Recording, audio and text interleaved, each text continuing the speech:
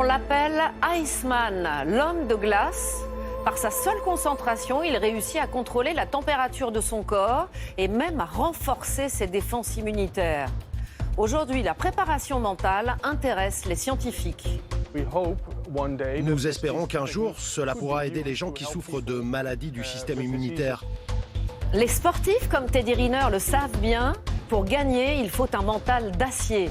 Le secret du judoka, sa psychologue qui le suit depuis l'adolescence. On a fait 2-3 séances, je dormais comme un bébé et en plus je suis rentré avec le titre. Concentration, méditation et mental gagnant, c'est tout de suite dans Envoyé spécial.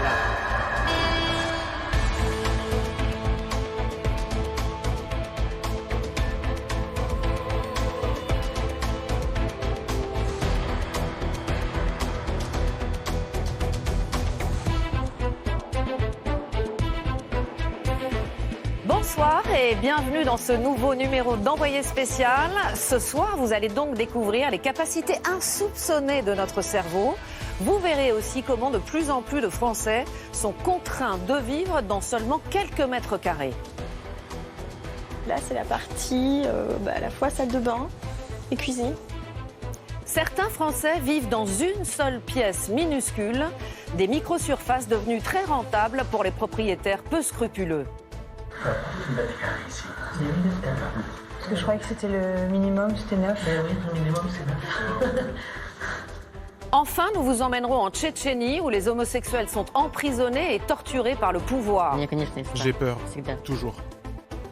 Je ne suis en sécurité nulle part. Ils sont le démon. Ce ne sont pas des êtres humains. Pour la première fois, les victimes témoignent avec courage et dénoncent cette purge. Ce que vous allez découvrir ce soir va peut-être changer votre vie. Si vous êtes fatigué, surmené ou déprimé, il y a un remède auquel vous n'avez sûrement pas pensé, c'est votre mental. Concentration, respiration, méditation. Avec un peu d'entraînement, l'être humain serait capable d'agir sur son corps, de repousser ses limites. De la gestion du stress au traitement de certaines maladies, les perspectives sont étourdissantes. Une force intérieure que les sportifs de haut niveau comme Teddy Riner essaient de maîtriser. Et c'est aussi l'histoire d'un homme baptisé Iceman. Ses exploits intriguent les scientifiques. Que la force soit avec vous. C'est un reportage de Jean-Marc Philibert, Marie-Laure Gauthier et Bruno Marouani avec Yemaya Productions.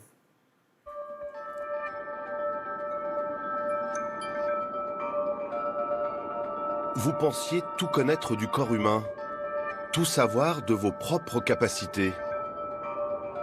Mais il y a un continent que vous n'avez peut-être pas encore exploré.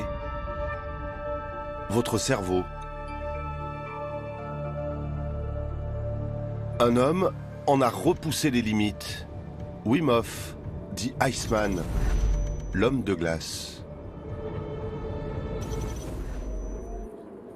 Nous sommes sur la côte sud de l'Islande. L'eau est à 1 degré. La température extérieure, à peine plus élevée. Le terrain de jeu idéal pour ce Hollandais de 58 ans.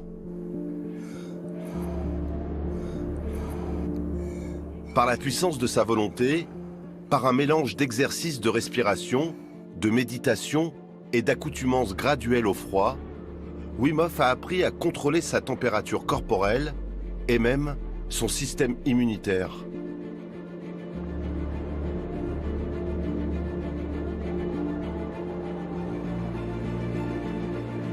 À travers Iceman et d'autres pionniers, nous allons vous raconter comment votre mental peut changer le cours de votre vie.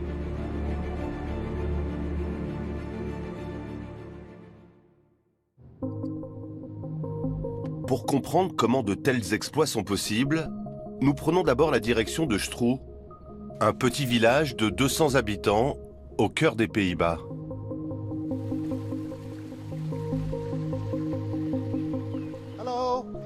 Bonjour. Bonjour. Hey. Bienvenue. Merci. Je vis ici. Entre. Merci beaucoup. On y va entrer. Wim Hof nous accueille chez lui. Hey, André. Ça y est, Jean. Allô? Hey. Jean-Marc. André. André. Ça, c'est André, Bonjour. mon frère jumeau. Brother. Identique. Mais très différent. Ça, c'est là où j'habite. Et quand je ne voyage pas, je peins. Ce genre de choses. La savane, des zèbres.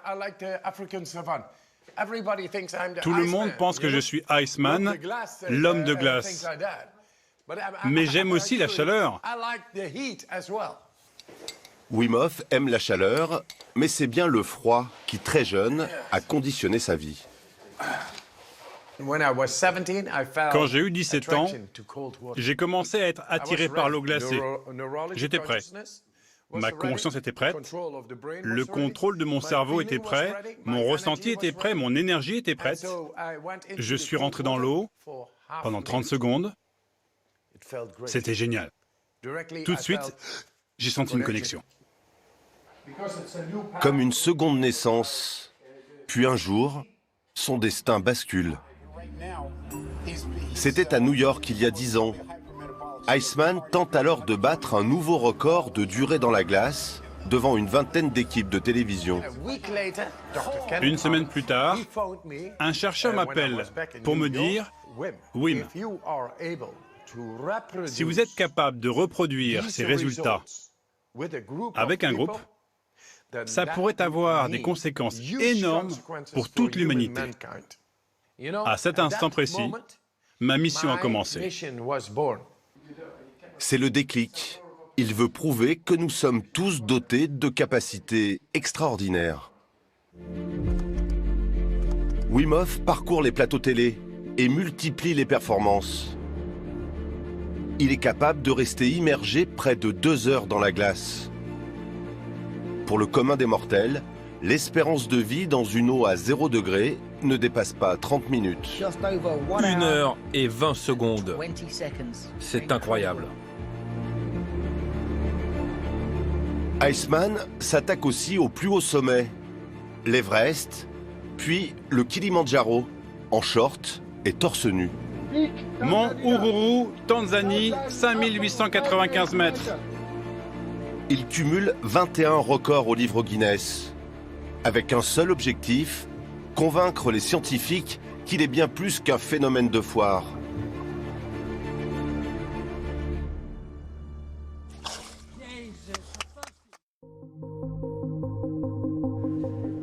En 2011, des chercheurs hollandais se penchent sérieusement sur son cas et font une découverte stupéfiante.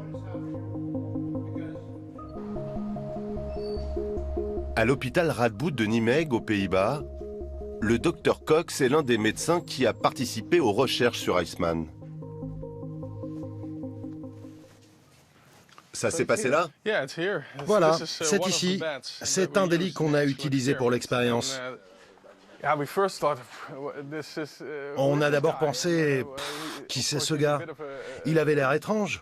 Et puis on s'est renseigné sur Internet, sur ce qu'il avait fait ces dernières années, et c'était franchement étonnant. Il faisait des choses que tout le monde pensait impossibles, mais lui les faisait. Alors on a fait le pari. Ok, on va le tester. Le Dr Cox et son équipe lui injectent une toxine censée provoquer l'équivalent d'une forte grippe. Wim Hof se prépare en effectuant des exercices de respiration et de concentration. Que la bataille commence. Alors qu'il aurait dû tomber malade et présenter des symptômes de fièvre, Iceman se porte comme un charme. Il n'a pas été malade du tout, juste un petit mal de crâne pendant 10 minutes. On était vraiment surpris. C'était réellement des résultats incroyables, mais on ne pouvait pas être sûr que c'était grâce à sa méthode. On avait besoin de faire d'autres recherches.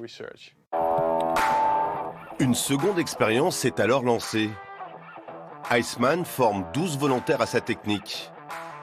Pendant 10 jours, il les emmène en Pologne, les accoutume au froid, leur apprend à respirer et à se concentrer, jusqu'à grimper des sommets enneigés, vêtus seulement d'un short.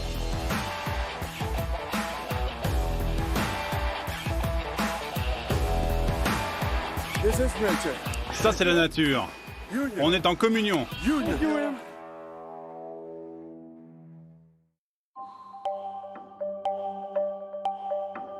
De retour à l'hôpital, les 12 volontaires reçoivent comme Iceman une injection de toxines.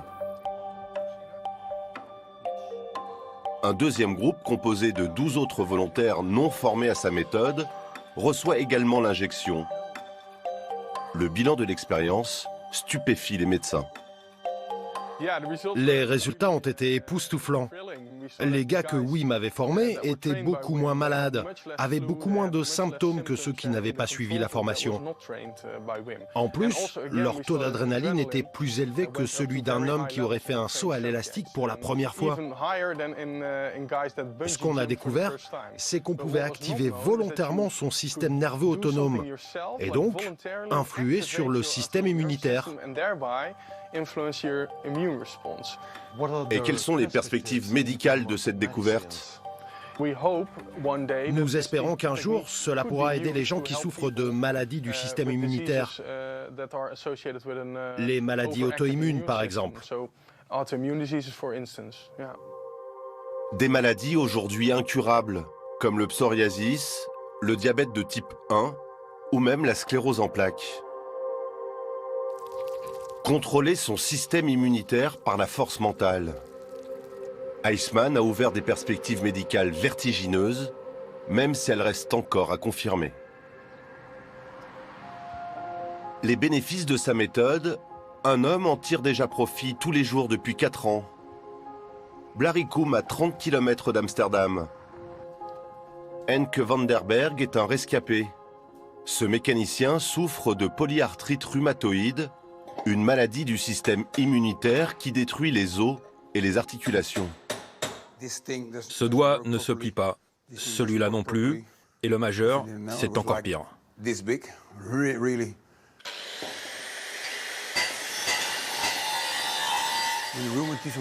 Quand les rhumatismes ont empiré il y a 7 ans, mes articulations et mes doigts ont cessé de fonctionner correctement.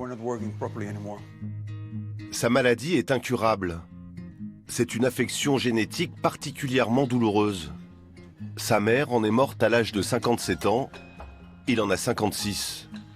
Il y a 4 ans, il ne pouvait quasiment plus manier ses outils, jusqu'à ce qu'il croise le chemin d'Iceman. Tout a changé en 2013. Quand j'ai rencontré Wim Hof, 6 mois après, mon état de santé s'est considérablement amélioré et j'ai retrouvé ma vie d'avant. Henk est un vrai miraculé pour Céline, sa compagne. Au début, lorsqu'on s'est rencontrés, tout lui faisait mal.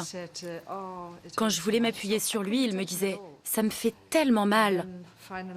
Je ne pouvais pas le toucher du tout. Et finalement, il a guéri et est allé de mieux en mieux. Maintenant, il est fort à nouveau et je peux enfin me blottir contre lui. Je me couvrais les épaules la nuit. Je me levais 3-4 fois pour prendre une douche brûlante avant de me recoucher. Et puis j'ai trouvé la solution. Exactement l'inverse. Oui, il fallait vraiment faire l'inverse. L'inverse, c'est-à-dire rechercher le froid et non la chaleur. Ce tableau, inspiré d'une photo prise au sommet du Kilimandjaro, résume son incroyable aventure. En 2014, Henk participe à la première expédition organisée par Iceman. Le groupe est constitué de malades, comme lui, âgés de 29 à 65 ans. Tous, sauf 2, réussiront l'ascension.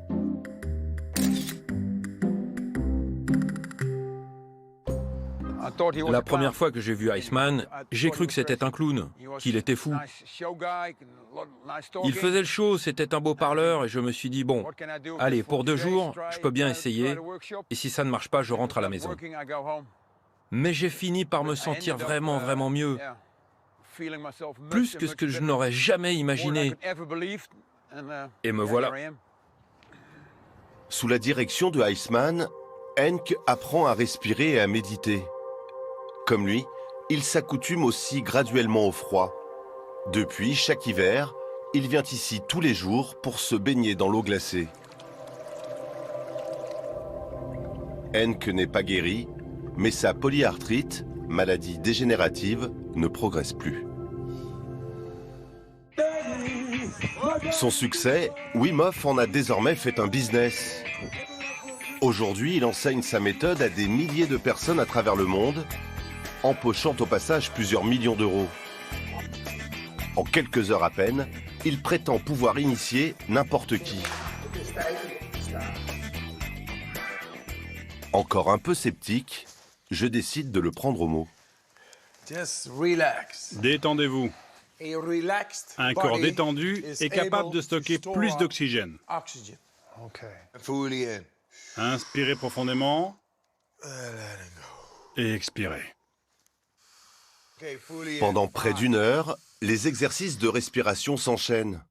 Wim me fait inspirer, puis expirer le plus profondément possible. C'est la première étape.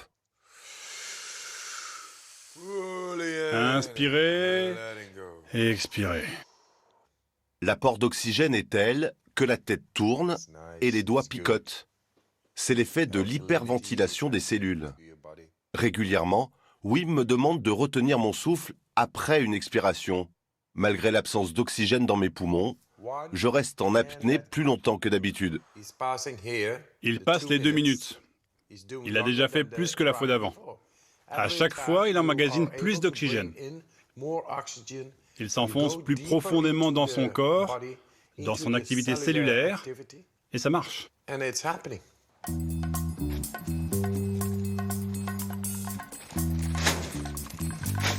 Deuxième étape dans le jardin. Wim prépare le bac à glace dans lequel je vais m'immerger.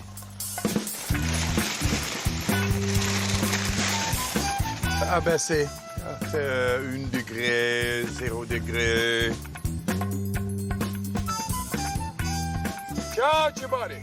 Remplis ton corps d'oxygène. Mais avant cela, derniers exercices respiratoires. Inspire et bloque. Allez, vas-y maintenant. Pour finir, une série de pompes réalisées sans respirer. Le tonneau d'eau glacée m'attend. Je ne peux plus reculer. Quand tu vas à l'intérieur, suis ta respiration. Suis-la bien. Suis ta respiration. Avouons-le, les premières secondes sont plutôt difficiles. Mais avec de la concentration, je finis par oublier le froid. Le plus étonnant, malgré l'eau glacée, je ressens une vive chaleur dans mes mains. Encore un qui déteste le froid, et pourtant il est en contrôle total. Si tu es en contrôle maintenant, tu peux être en contrôle face au danger, face aux bactéries, face aux virus, face à n'importe quoi. 2 minutes 35, contrôle total. Les 5 dernières secondes. Bien joué, bien joué. Alors, comment tu te sens? Je ne me sens pas gelé en fait. Les premières secondes étaient vraiment difficiles, mais la respiration m'a permis de garder le contrôle. Et ensuite, quand j'étais dans l'eau glacée, je n'ai pas vraiment senti le froid. J'étais concentré sur ma respiration. Ça a marché. Allons-y, change-toi. Bravo, bien joué. C'est cool. Une expérience étonnante, mais concrètement, que s'est-il passé? Comment agit la méthode Iceman? Les exercices de respiration gonflent les cellules en oxygène. Conséquence, le sang peut continuer de circuler jusqu'au bout des doigts, d'où cette sensation de chaleur dans l'eau glacée. Cette hyperventilation permet également d'accéder au système immunitaire dirigé par l'hypothalamus, une glande à l'arrière du cerveau. En clair, avec cette méthode, l'esprit prend le contrôle du corps.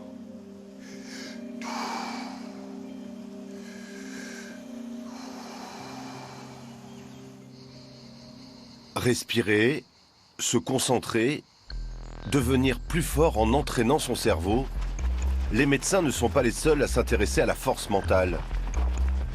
Nous sommes avec le 19e régiment du génie à Fréjus dans le Var. D'habitude, l'image qu'on a de l'armée, c'est plutôt ça. Pompes, abdominaux ou parcours du combattant. Mais la formation militaire n'est plus seulement une affaire de muscles. Bien, je me représente, donc je suis l'adjudant Teddy du 19e RG. On va faire une dynamisation psychophysiologique. Donc le but de cette séance, c'est un échauffement mental, physique et physiologique. D'accord? Donc on va calquer ça avec une respiration spécifique qui initie une détente mentale, mais aussi qui échauffe musculairement. D'accord? Allez, chacun à son rythme. Vous allez me faire 3 respirations relaxantes. J'inspire sur un temps à 100% de mes capacités pulmonaires et j'expire sur 3 temps.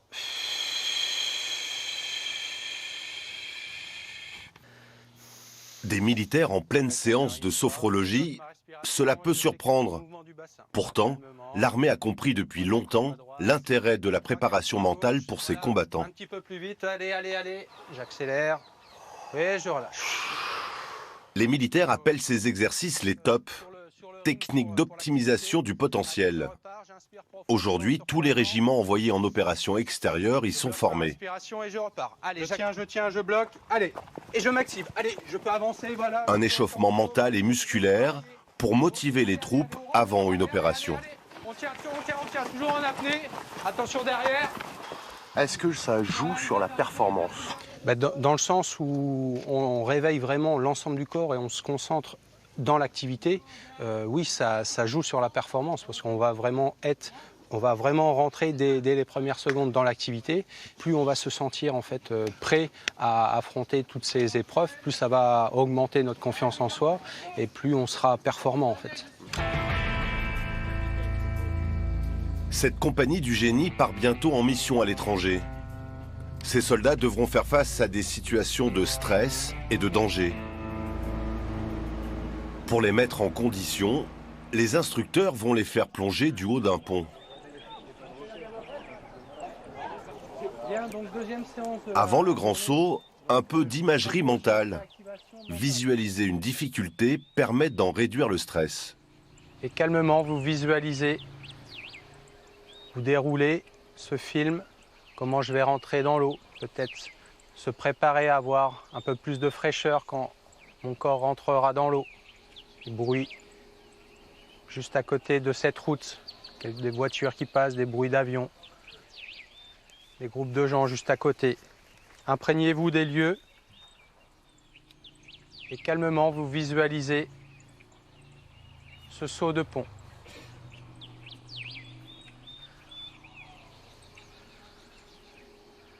Ma foi, je vous souhaite un bon saut et à tout à l'heure, un peu plus humide. La plupart des soldats sautent sans problème. Pour d'autres, c'est un peu plus compliqué. Allez, vas-y, ventile. Visualise, calme-toi. Voilà, allez. Et quand tu es prêt, tu y vas. Allez, quand tu veux. Voilà, vas-y. Allez. En opération, la moindre hésitation peut mettre en danger la compagnie. Après quelques minutes d'exercice respiratoire et de concentration, le soldat se jette à l'eau. Effet de la préparation mentale. Réfléchis pas et vas-y, allez. La deuxième fois, le soldat saute, presque sans réfléchir.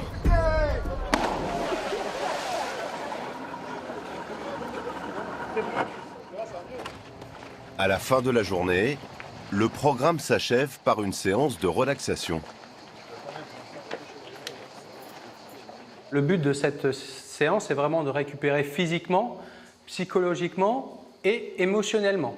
Pourquoi? Pendant ce stage, mais aussi en mission, d'autant plus quand on vit des situations stressantes, le stress s'accumule.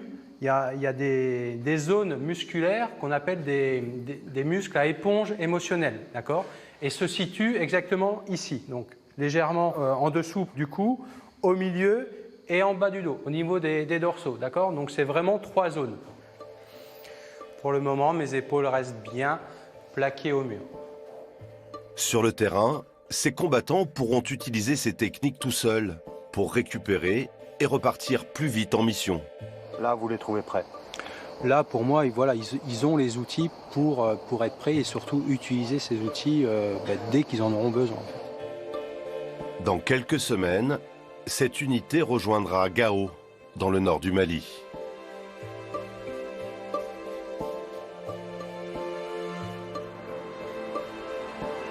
La préparation mentale, l'armée l'utilise depuis presque 30 ans. Les techniques d'optimisation du potentiel ont été mises en place dans les années 90. Et c'est une femme, Edith Perrault-Pierre, ancien médecin militaire, qui les a créées. On va aller là, sur la partie là. Comme ça, ils vont travailler sur la séquence préactivation mentale et dynamisation psychophysio. Le docteur Perrault-Pierre s'est inspiré de ce qui se pratiquait aux États-Unis et en Israël pour traiter les soldats souffrant de stress post-traumatique.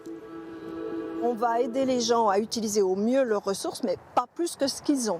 C'est comme si vous aviez une voiture avec un réservoir qui contient un certain nombre de litres.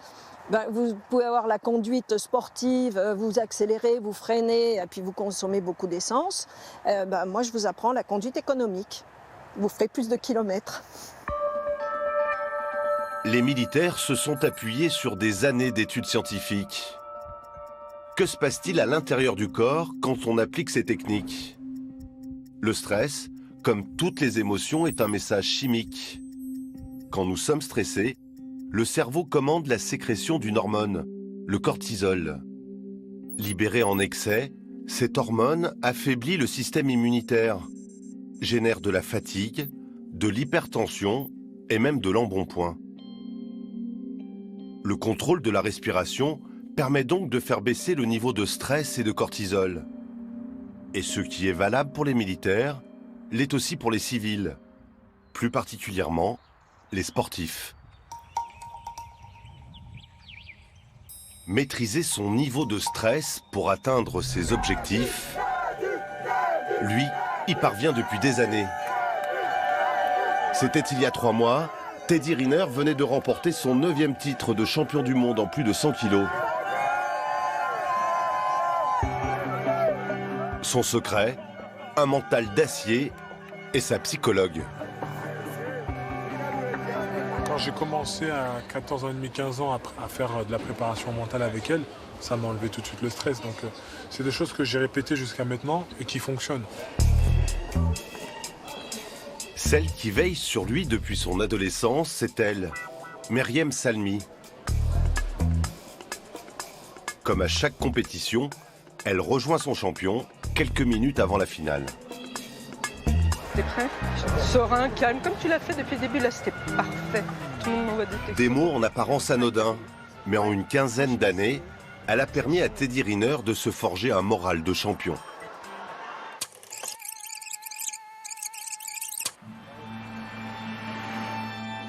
Quelques semaines plus tôt, à l'INSEP, le temple du sport français,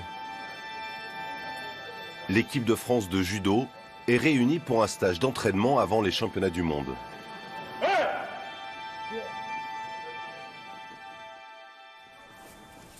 Cet après-midi, Teddy Riner peaufine ses derniers réglages. Au bord du tatami, Myriam Salmi observe. Je viens pas tout le temps à l'entraînement. Je viens là parce qu'il y a un enjeu particulier pour faire le point, pour voir, pour observer comment il est. Cette partie-là, je ne l'ai jamais en cabinet. Et alors, qu'est-ce que vous regardez chez lui? Comment il se comporte? Quelle est son attitude? Est-ce qu'il ressort des éléments qui montrent des signaux de stress ou d'inquiétude? Ou au contraire, il ressort plutôt un bien-être, une situation de facilité? C'est tout ça que je viens de voir en fait. Avec elle, Teddy Riner peut parler de tout. De son environnement sportif, de sa santé ou même de son couple. Teddy, il y a un petit côté maternel chez Myriam, j'ai l'impression. Oui, forcément, parce que ça fait depuis mes 15 ans qu'elle me connaît. Oui. Elle m'a vu grandir, elle m'a vu me construire, elle m'a vu devenir un homme, quoi. Donc forcément, oui. Je peux dire que j'ai pas la même relation avec elle qu'elle a avec ses autres patients, je pense. Est-ce que j'ai menti? Non. Voilà. Et vous vous définissez comme un patient ou comme un... Non, comme son deuxième fils. Hein. Je m'invite, hein. Je m'excuse, je m'invite. Hein. Ouais. Voilà. L'essentiel du travail de Myriam Salmi ne se passe pas au bord du tatami, mais dans son cabinet. Ça va, Myriam? Tu vas bien? Oui, et toi, ça va? Ouais, impeccable, ouais, ça va. T'as pas toujours été dans ces conditions. Des séances régulières où Myriam va déminer tous les petits détails qui pourraient polluer l'esprit du champion en compétition. Comment tu te sens là? Non, je me sens bien. Il me reste peut-être ce dernier stage pour faire les derniers réglages et je serai prêt. Les gens pensent que c'est parce que je suis grand, costaud, que j'ai des bras. Mais ils oublient de regarder une chose, c'est que mes adversaires sont tous pratiquement plus grands que moi et plus lourds. Donc du coup, c'est pas le côté physique. Moi, mon point fort, c'est ma vitesse. Et c'est ma tête. On ne lâche pas parce que ça y est, on y est arrivé. Aujourd'hui, la psychologue veut aborder un point de blocage. Le refus du judoka d'être mis au sol à l'entraînement. T'arrives à te laisser tomber pour... Non, par contre, je tombe pas. Ah non. Non. Ça c'est pas possible encore. Hein. Non. T'as toujours besoin de montrer que t'es meilleur même quand t'es en préparation ou ça va mieux? T'es plus calme? Je suis plus calme. C'est vrai, parce que d'habitude, je pars en cacahuète. Moi, je te félicite quand même, parce qu'avant, tu étais incapable de faire ça. Et ça, on va progresser là-dessus, hein. D'accord? Teddy Riner qui a besoin de montrer qu'il est le meilleur en stage. Waouh! Tu trouves pas qu'il y a une incohérence? Il y a un contraste, là. Hein? Là, s'il faut qu'on travaille cette incohérence. C'est plus en compétition. Que tu sois plus relâché, plus... Voilà, plus tranquille. Ça, il faudra que j'apprenne, ouais. Un blocage mental que la psychologue va devoir déverrouiller. Comme en 2011, avant les Jeux Olympiques de Londres. Un an avant, j'arrivais pas à dormir. Je me réveillais avec des douleurs dans le dos. On allait voir un spécialiste du dos. On fait IRM, on fait scanner, on fait la totale. Mais quand je dis la totale, on fait tout. Et les examens disent qu'il n'y a rien. Et là, il me regarde, il me dit, Teddy, tu suis un psychologue? Je lui dis, ouais, pourquoi? Il me dit, est-ce que tu peux me donner son numéro, s'il te plaît?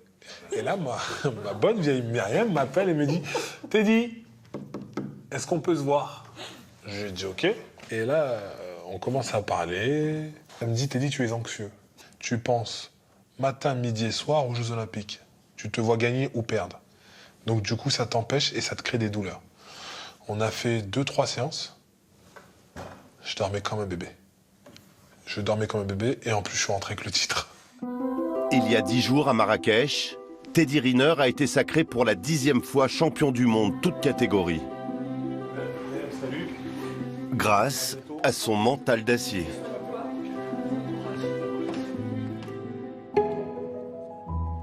Vaincre ses blocages pour changer sa vie, prendre conscience de soi-même pour mieux contrôler son corps, est-ce à la portée de chacun de nous? C'est l'heure de la pause déjeuner dans le plus grand quartier d'affaires d'Europe. Au milieu des cadres et des traders pressés de la défense, un petit groupe immobile détonne. Ceux-là prennent le temps de faire une pause. Ils méditent. Une initiative étonnante lancée par un psychiatre, Jean-Christophe Seznec. Est-ce que vous voulez vous installer avec nous pour simplement vous offrir un instant? Non merci, c'est une autre fois rarement, donc on discute. C'était une bonne raison aussi. Voilà. Là, je suis en train de proposer aux personnes de s'offrir un instant, d'essayer de ralentir dans cet endroit où on passe son temps à courir, à travailler, à faire. Et si on s'offrait un instant pour simplement être au contact de l'instant. Bonjour, on propose de s'offrir un instant tout là-haut. Et si vous vous offriez un instant là-haut? Justement, c'est surtout pour ça qu'il faut prendre. Des refus polis, mais pour ceux qui sont venus aujourd'hui, les bienfaits semblent réels. Avant, j'y croyais pas vraiment. Pour moi, c'était quelque chose d'un peu mystique, un peu étrange, un peu perché. Je suis beaucoup plus dans l'instant présent, je me sens beaucoup plus vivant, je suis plus attentif aux autres, plus attentif à moi aussi surtout. Depuis quelques années, des millions de Français se seraient mis à la méditation dite de pleine conscience. Une technique de préparation mentale que Béatrice, avocate parisienne, a découverte il y a 5 ans. D'accord, ok, on fait comme ça. Et puis j'espère que j'aurai la date, lundi. Spécialisée en droit de la famille, elle travaille près de 50 heures par semaine. L'ordre d'idée, je peux pas vous dire. Une vie professionnelle intense, qu'elle cumule avec une vie familiale et sociale bien remplie. On est en permanence en train de penser à ce qu'on fait, à ce qu'on n'a pas fait, à ce qu'on va devoir faire, à ce qu'on a vraiment oublié de faire. Et puis, c'est le quotidien de toutes les personnes qui ont des enfants, qui travaillent, qui vivent dans une grande ville. Je pense que c'est assez partagé par pas mal de monde. Il est 19h, Béatrice quitte son cabinet et entame sa 2e journée.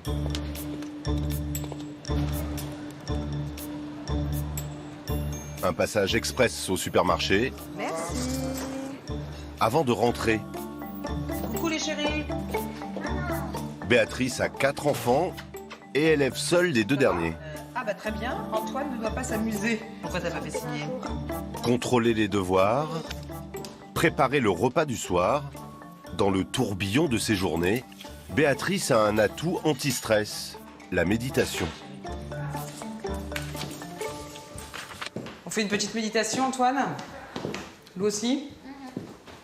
Vous vous mettez en face de moi? Allez. Tiens, on va faire celle-là.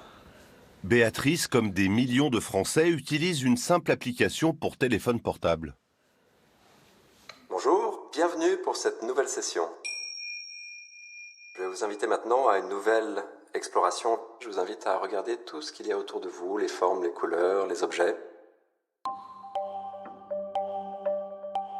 La méditation, ça aide à remettre les choses à la bonne place et à peut-être ne pas se laisser complètement happer par toutes les choses qu'on a en tête. Ça apporte une certaine distance, ça met de l'espace entre justement les choses très rapides et le fait de pouvoir se poser, de pouvoir respirer, de reprendre son calme.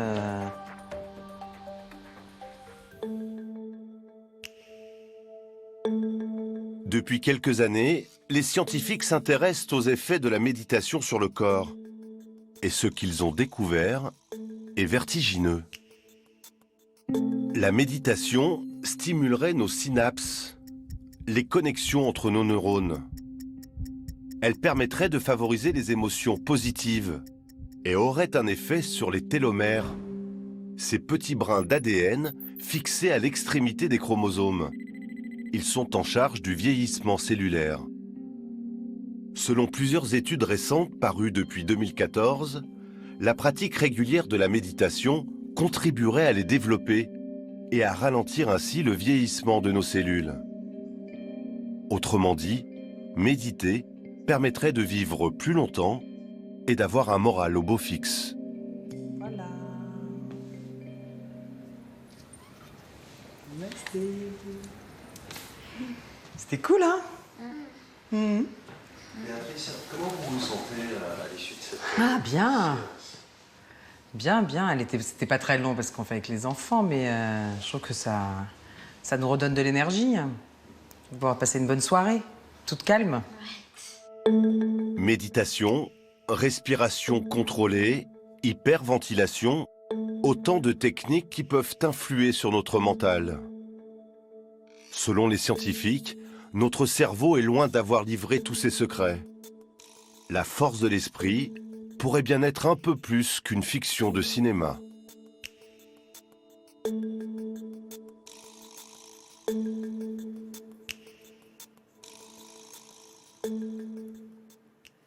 Bonsoir Thierry Marx. Bonsoir. Vous êtes un de nos chefs les plus reconnus. Vous avez 2 étoiles au Michelin, 5 toques au Goemio pour le mandarin oriental à Paris. Mais en fait, on va découvrir une autre facette de vous ce soir, quelque chose de plus intérieur, de plus intime. En quoi le reportage que nous venons de voir ensemble fait écho avec votre propre vie? C'est la méditation. C'est vrai que je pratique depuis de nombreuses années maintenant la méditation.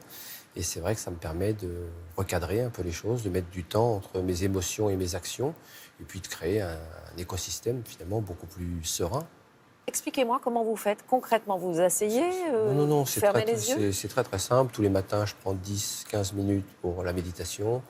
Je me lève un tout petit peu plus tôt, un peu d'étirement et un peu de méditation. Et une fois par semaine, je fais 45 minutes de méditation. Et c'est accessible à tout à chacun. Hein. Il faut s'initier un petit peu. Puis après, ça vient vite. On progresse au fur et à mesure. Hein. C'est un peu comme un sportif qui s'entraîne. Mais attendez, c'est si vital que cela de s'arrêter 5 minutes, 15 minutes ou 45 minutes dans une semaine. Qu'est-ce que ça vous apporte intérieurement? Qu'est-ce que ça a changé dans votre vie? Dans une société où on a mis les ordinateurs en réseau depuis 1997, tout s'est accéléré. Donc si vous ne prenez pas du temps pour réfléchir, du temps pour répondre intelligemment, vous êtes emporté par cette spirale et vous vous croyez absolument envahi par tout ce qui vous arrive. Or qu'il faut vous recentrer, recadrer les choses, vous aimer déjà et dire je vais bien, je peux construire et je peux avancer. C'est vraiment, quand je dis mettre du temps entre ses émotions et ses actions, c'est important de comprendre dans la méditation que s'agiter, c'est pas agir, c'est déjà beaucoup. Et en termes d'entreprise ou de relations humaines, ça vous apporte énormément. Dans la tête des gens, la performance est toujours aller plus loin, plus vite, plus fort. Est-ce que vous êtes en train de nous dire que pour vous, justement, la performance, c'est de ralentir? Bien sûr, je dis que la performance, c'est de ralentir un petit peu, de prendre du temps. Et on ne gagne pas parce qu'on est le meilleur, on gagne parce qu'on ne peut pas perdre. Quand on a tout donné dans un dossier, quand on a tout donné dans une action, finalement, on n'a rien à regretter. Donc tout va bien. Et puis, ça nous apprend aussi à vivre sans ennemis. Moi, depuis 20 ans, je me dis, il n'y a pas de raison de me fabriquer des ennemis. Je ne cherche pas non plus à me fabriquer que des amis. Mais je me dis, cette personne a telle posture ou tel comportement, pourquoi je m'en chagrinerais? Moi, ce n'est pas ma façon de fonctionner. Je garde un tabouret à 3 pieds, la loyauté, le sens de l'honneur, la sincérité. Ça me suffit largement pour évoluer dans mes affaires. Quand vous dites un tabouret à 3 pieds, ce sont vos 3 valeurs, en fait. Oui, voilà. Il suffit de se trouver 3 valeurs fortes qui nous correspondent bien, et de ne pas se laisser envahir. Donc il faut se recentrer. Dans un monde, les Américains disent qu'il est VUCA, volatile, incertain, complexe et ambigu. Nous sommes VUCA. Donc si nous ne nous recentrons pas, eh bien on est volatile, incertain, complexe et ambigu. Est-ce que c'est vrai que grâce à ça, grâce à la méditation, il n'y a pas de coup de feu dans vos cuisines? C'est vrai, c'est grâce à la méditation. C'est vrai que ce qu'on a instauré dans mes entreprises, sur la base du volontariat, le yoga, la méditation, prendre du temps pour que ce temps contraint qu'est le service en cuisine devienne un moment de transmission simple, sans pression excessive. Et ça, votre personnel, que ce soit en cuisine ou ailleurs, l'accepte ou même plus que ça, j'allais dire, adhère à ce que vous lui apportez? Pas toujours. Pas toujours, et je dois être sincère là-dessus. Il y a du personnel qui adhère tout de suite, et puis d'autres qui se disent mais non, il n'y a pas de bruit, il n'y a pas d'excitation, pourquoi? C'est pas comme ailleurs. Et puis finalement, que ce soit comme dans les films. Voilà, et puis finalement, ils acceptent, ils partagent cet état d'esprit, et finalement, ils s'en portent beaucoup mieux. Est-ce que vous nous dites que finalement tout le monde peut méditer, qu'on n'a pas besoin d'être moine bouddhiste en fait, que c'est simple, que c'est gratuit? Exactement. Et que c'est assez facile à apprendre? C'est très facile. Moi, je n'ai pas commencé tout de suite par la méditation, j'ai fait de réflexion là-dessus, mais c'est très simple. On apprend, on se fait conseiller. Il y a même quelques applications maintenant qui sont somme toute très intéressantes pour s'initier. Et comme vous en trouvez les bienfaits, très rapidement, vous allez aller chercher des compétences. C'est pas la peine d'aller chercher le dernier gourou à la mode. Ça vous servira à rien. C'est juste prendre le temps de vous poser et de réfléchir et puis de commencer à respirer. L'architecture du corps et de l'esprit, c'est la respiration. Vous l'avez compris dans le reportage. Bien sûr. Et avec cela, vous allez pouvoir réussir de grandes choses et être heureux surtout et être positif. C'est quand même un outil merveilleux. Et effectivement, c'est très simple de s'initier à la méditation. Merci à vous Thierry Marx. Merci. En France, la taille minimum légale pour un appartement en location, c'est 9 mètres carrés. Vous avez peut-être du mal à vous imaginer ce que ça représente. Eh bien, c'est exactement cette surface. 3 mètres sur 3 pour une salle de bain, une cuisine et une chambre à coucher. De plus en plus de Français vivent dans ces micro-logements et pourtant, ils ont un salaire, des revenus ou une retraite. Pour eux, le quotidien est un cauchemar. Propriétaires indélicats ou marchands de sommeil, les abus sont nombreux. Plus de 20 000 logements exigus et parfois insalubres sont aujourd'hui loués en France en toute illégalité. 9 mètres carrés, une vie à l'étroit. C'est une enquête d'Agathe Lanté et Grégory Roudy avec CAPA. C'est une vie passée à entasser. ranger, empiler, suspendre.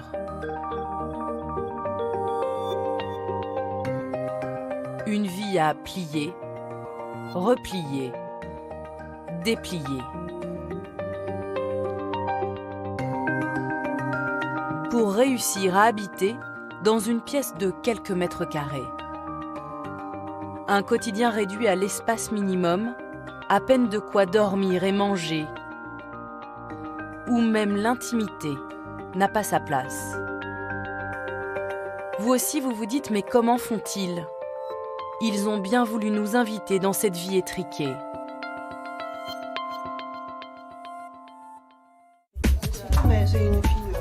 Mais qui profite de ces locataires qui mènent une existence quasi carcérale ? Mes gens, de temps en temps, ils disent « Qu'est-ce que vous louez une cage à poules ?» Ok, bah vas-y, achète-toi ta cage à poules. Qui sont ces propriétaires qui louent de si petites surfaces qu'elles sont illégales ? Parce que je croyais que c'était le minimum, c'était 9. Oui, le minimum c'est 9. D'accord. Normalement, je ne devrais pas avoir le droit d'en Plonger dans ces petits logements, grandement convoités.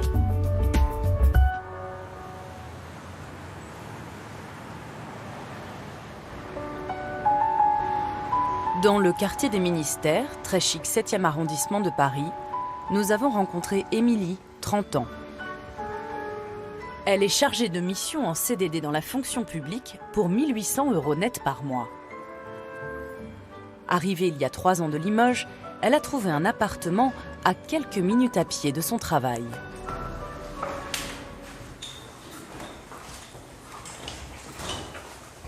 Donc là, voilà, on rentre côté bâtiment, et puis là, il y a un petit immeuble côté cour, donc on est dans un bel immeuble avec voilà, une belle architecture, la fameuse moquette des immeubles parisiens, voilà.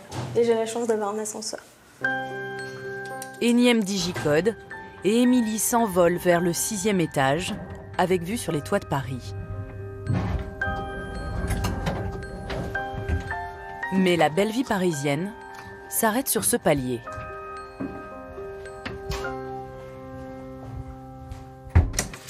Voilà, bienvenue. Comme vous voyez, c'est spacieux. 9 mètres carrés pour 400 € par mois.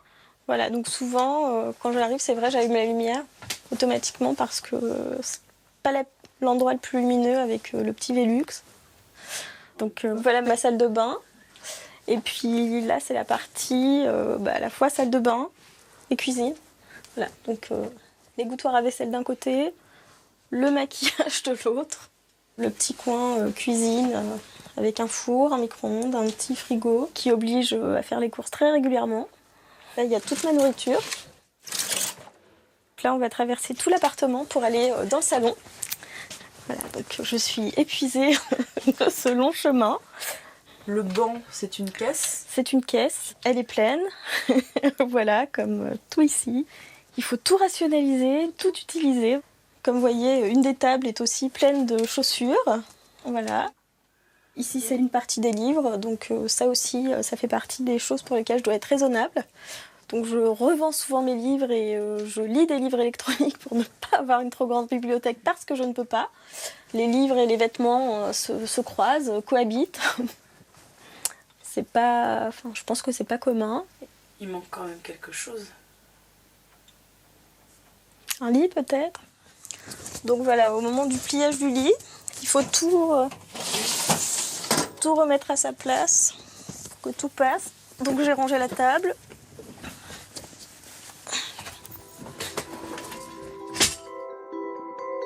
Le sac de linge sale est caché sous le bureau, qui sert aussi de table de cuisine.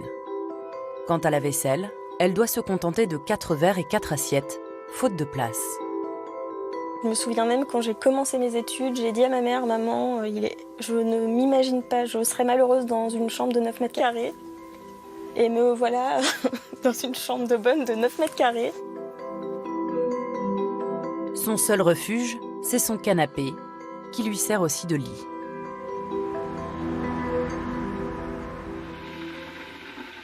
J'avoue qu'en fait, le matin, c'est vrai que la première chose dont j'ai envie, c'est de partir le plus vite possible. peut-être que si j'avais plus grand, ce serait pas le cas. Pas de perte de temps pour Émilie. Dans 9 mètres carrés, tout, ou plutôt le minimum, est à portée de main. À part les toilettes. Donc le matin, c'est vrai que les toilettes partagées, c'est peut-être le moment où c'est un peu le plus embêtant puisque, enfin voilà, on est tous là, donc parfois quand j'y vais, il y a déjà quelqu'un, donc je fais demi-tour et j'attends. Émilie est obligée de se couvrir au cas où elle croiserait un voisin au bout du couloir.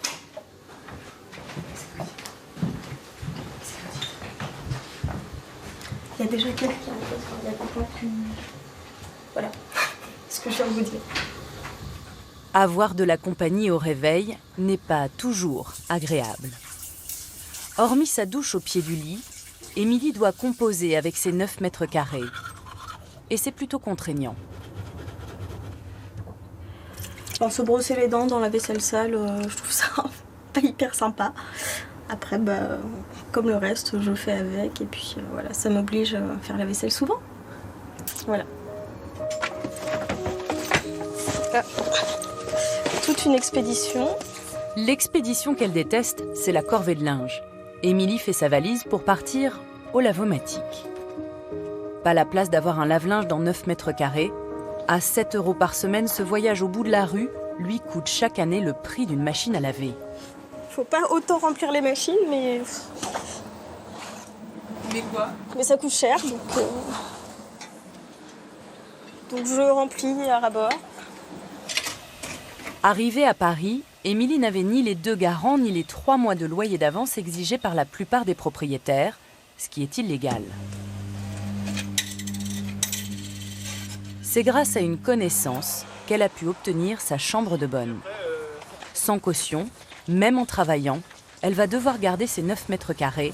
Elle sait qu'elle n'a pas le choix. Je trouve ça complètement anormal à 30 ans, sachant que voilà, je gagne 1 800 € par mois. J'ai fait des études, donc je pense que je commence à appartenir à la classe moyenne et que je ne peux pas louer un appartement en fait. Je ne peux pas parce que les prix à Paris sont absolument exorbitants et donc de toute façon j'ai pas les moyens, mais en plus les requêtes des bailleurs sont complètement dingues, sachant que moi je viens pas d'une famille qui gagne beaucoup d'argent, j'ai pas envie d'embêter ma famille avec ce genre de choses. Je vois pas comment en fait comment démêler tout ça. La famille justement est de passage à Paris ce week-end. Ah, tu mets des jeans troués, ça y est? Sa nièce, son neveu et sa sœur arrivent de Châteauroux. Le petit dernier découvre l'appartement de sa tante pour la première fois. Tu vas voir, tu vas pas beaucoup visiter. Hein.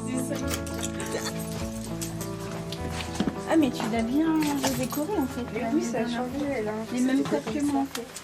Voilà, bienvenue. C'est grand, hein? Tellement grand qu'ils vont même trouver le moyen de manger à 4 en randonnion. Il est comment l'appart de Tata? Il est grand comme la salle de bain. La salle de bain est plus grande.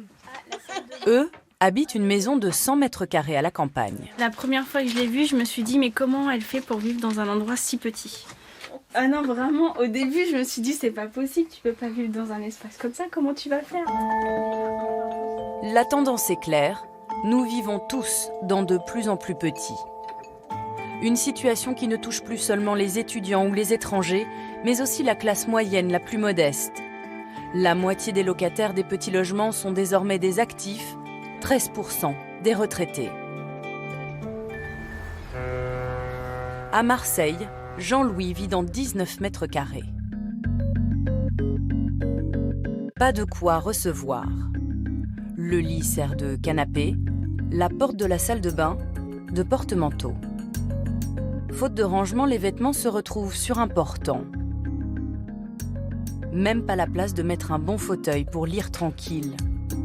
Ce toit ne lui sert qu'à manger et dormir. Alors à 63 ans, Jean-Louis passe sa vie dehors. Retraité du Club Med, il a mené la grande vie. 20 ans passés à sillonner le monde, puis meneur de revue dans un grand cabaret parisien. Bonjour, capitaine. À 3 ans de la retraite, il est licencié du cabaret. Jean-Louis se retrouve au chômage dans son studio parisien de 30 mètres carrés. 1 000 € de loyer pour 2 000 € d'indemnité. Il ne s'en sort pas et part rejoindre ses filles à Marseille. C'est elles qui ont fait le premier pas. On dit, il faut que tu descendes à Marseille me rejoindre. Et donc j'ai dit, ben, pourquoi pas, l'occasion est belle. Et elles ont trouvé un petit studio. Une pension retraite dérisoire, une carrière de petit boulot ou un accident de parcours. Autant de raisons qui poussent les seniors dans des surfaces exiguës. Merci. Jean-Louis a beau être un jeune retraité, il a parfois du mal à regagner son appartement. Il habite en haut de la colline, dans le Panier, un quartier populaire de Marseille. Salut, comment ça va? La baisse? Lorsqu'il est arrivé là, Jean-Louis était au chômage. Sans fiche de paye, il a dû trouver un propriétaire compréhensif. Il a emménagé dans ce rez-de-chaussée pour 415 € par mois. Magnifique. Bon. Alors voilà ce petit nid douillet. Voilà. Donc voilà ce qu'on trouve dans le panier. À 2,5 fois moins cher qu'à Paris, c'est vrai, mais c'est quand même petit. On met 2 trucs sur un mur, un petit masque africain au souvenir des années Gabon, et puis le reste, on l'entasse, on l'empile. J'ai vendu aussi des choses. 19 mètres carrés pour caser toute une vie. Notamment une collection de chaussures. Ça, c'est une toute petite partie de ce qui n'est pas dans les cartons. Parce que j'ai eu une grande période chaussures. Moi qui suis un peu collectionneur, j'ai une espèce de manie de la collection. Et les chaussures, je me suis dit, bon, je prends ce dont j'ai besoin pour le quotidien. Et ensuite, je ressortirai des cartons, les bottes américaines, les bottes western, enfin tout ce qui va avec l'époque où je vivais, donc justement au Texas ou ailleurs. Un sentiment de déclassement auquel il n'était pas préparé. Moi, j'ai vécu dans très très grand. Donc là, j'ai fait un voyage dans le temps, quoi. Je me suis retrouvé dans ma première chambre d'étudiant dans les années 70. Sauf qu'à 63 ans, Jean-Louis est loin d'être un étudiant. De sa vie et ses voyages, il n'a pu garder dans son studio que quelques souvenirs, comme cette photo de lui enfant. Ces petits souvenirs qu'on arrive à garder d'une vie. Oui, oh ben ça l'avantage d'un souvenir comme celui-là, c'est qu'on peut le mettre dans 20 mètres carrés, on peut en mettre plusieurs même si on veut. Donc, justement, voilà. Quand on a des petits-enfants, comment on fait pour les recevoir dans... Eh ben on les reçoit pas. Et voilà, on ne les reçoit pas. On va chez eux, moi je monte à Paris régulièrement pour les voir. On va chez ses filles, qui elles ont la place pour recevoir la sœur aînée, le petit-fils et papa. Et voilà. Habiter dans 19 mètres carrés, ce n'est pas tout à fait le plan de retraite qu'il avait prévu. Mais Jean-Louis en prend son parti. Même les jours de pluie, je sors. Même quand il fait un peu frais, quoi qu'à Marseille, c'est une légende le froid à Marseille. Mais je sors. Avec l'arrivée de nouveaux locataires, retraités, couples divorcés ou actifs, les petites surfaces sont devenues un paradis pour investisseurs. En banlieue parisienne, à Massy-Palaiseau, Élise Franck a déniché un petit appartement pour de nouveaux clients. À la tête de 7 agences immobilières, elle a fait fortune en acquérant des petites surfaces. Enchantée. Enchantée. Vous allez bien? Elle a convaincu Charles et Sarah d'acheter comme elle dans des studios pour les mettre en location. Peu coûteux à l'achat, ils se louent cher et affichent une rentabilité imbattable, 8%. Là, ce qui est agréable, c'est qu'on a quand même une vue assez dégagée sur donc, ces petits jardins qui vont être complètement refaits. Voilà, donc luminosité correcte. Elle leur fait visiter un 40 mètres carrés, mais à partager en deux. Le gros avantage de ce produit, c'est qu'on a de l'eau. Donc en fait, l'avantage, c'est que du coup, vous allez avoir 2 surfaces et 2 appartements. Et surtout 2 loyers. Pour ce studio de 18 mètres carrés, elle leur conseille de louer 600 €. Et pour celui d'en face... Donc là, on a une surface de 22 mètres carrés. Ce sera 800 €, soit 1 400 € de loyer au total. Ouais. Charles et Sarah vont gagner 200 € de plus que s'ils louaient un seul 40 mètres carrés. Une belle opération. Eux en sont à leur 3e acquisition. On escompte des compléments de revenus de ces 2 locations. Et si la banque nous le permet, peut-être qu'on continuera à investir. Ces futurs propriétaires n'auront aucun souci pour louer. Élise Franck est sûre de son coup. Il y a beaucoup plus de locataires qui cherchent des petites surfaces plutôt que des grandes surfaces. Bien sûr, à partir du moment où le budget locatif est plus bas, on a forcément plus de demandes en termes de locatif. Donc c'est tout à fait intéressant d'investir sur des petites surfaces. Pour éviter les dérives et les loyers trop chers, une loi a plafonné le prix à la location des petits logements à Paris comme dans 7 autres zones de France. Les propriétaires sont taxés de 10 à 40% de leurs revenus locatifs s'ils louent des surfaces inférieures ou égales à 14 mètres carrés, plus de 41,64 € le mètre carré. Mais voilà la dernière astuce des propriétaires pour échapper à cette taxe. C'est au cœur du 16e arrondissement de Paris que nous avons rendez-vous avec un propriétaire. Nous filmons discrètement la visite. Bonjour. Marine, c'est moi, pardon, je suis venue avec une amie. Bonjour. C'est bien. Visite ensemble. Je l'accompagne. C'est vous qui faites voilà, le check, c'est ça, exactement. D'accord, bon, bienvenue. Il loue 9 mètres carrés au 7e étage. Il y a bien un ascenseur, mais pas pour les locataires des chambres de bonne. Ça, c'est les gens, on va dire les propriétaires. D'accord. Qui ont droit, Ah oui. Qui ont droit à l'ascenseur. D'accord. L'escalier en bas, mais... Nous, on passe par l'escalier de service. Vous, ça va être... voilà, je vous laisse venir. Je fais la lumière. Hop. Il loue 470 € charges comprises, soit 52 € du mètre carré. C'est plus de 10 € au-dessus du seuil fixé par la loi.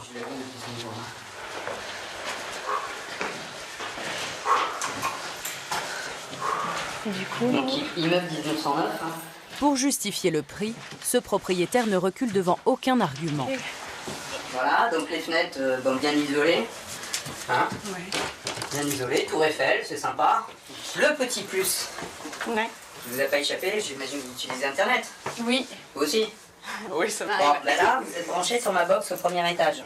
Ça ne m'avait pas échappé. Moi, je travaille chez... D'accord. Et donc, du coup, ici, j'ai monté un câble de 25 mètres de haut. D'accord. Entre le premier et ici. Et ici, vous tirez un câble, un cordon Internet, et vous êtes à 100 mégas ici direct. Pas besoin de code Wi-Fi. Chouette. Pas mal, hein? Plutôt cool, ça c'est plutôt sympa. Le propriétaire nous montre ensuite fièrement une porte qui ne sert à rien, en apparence.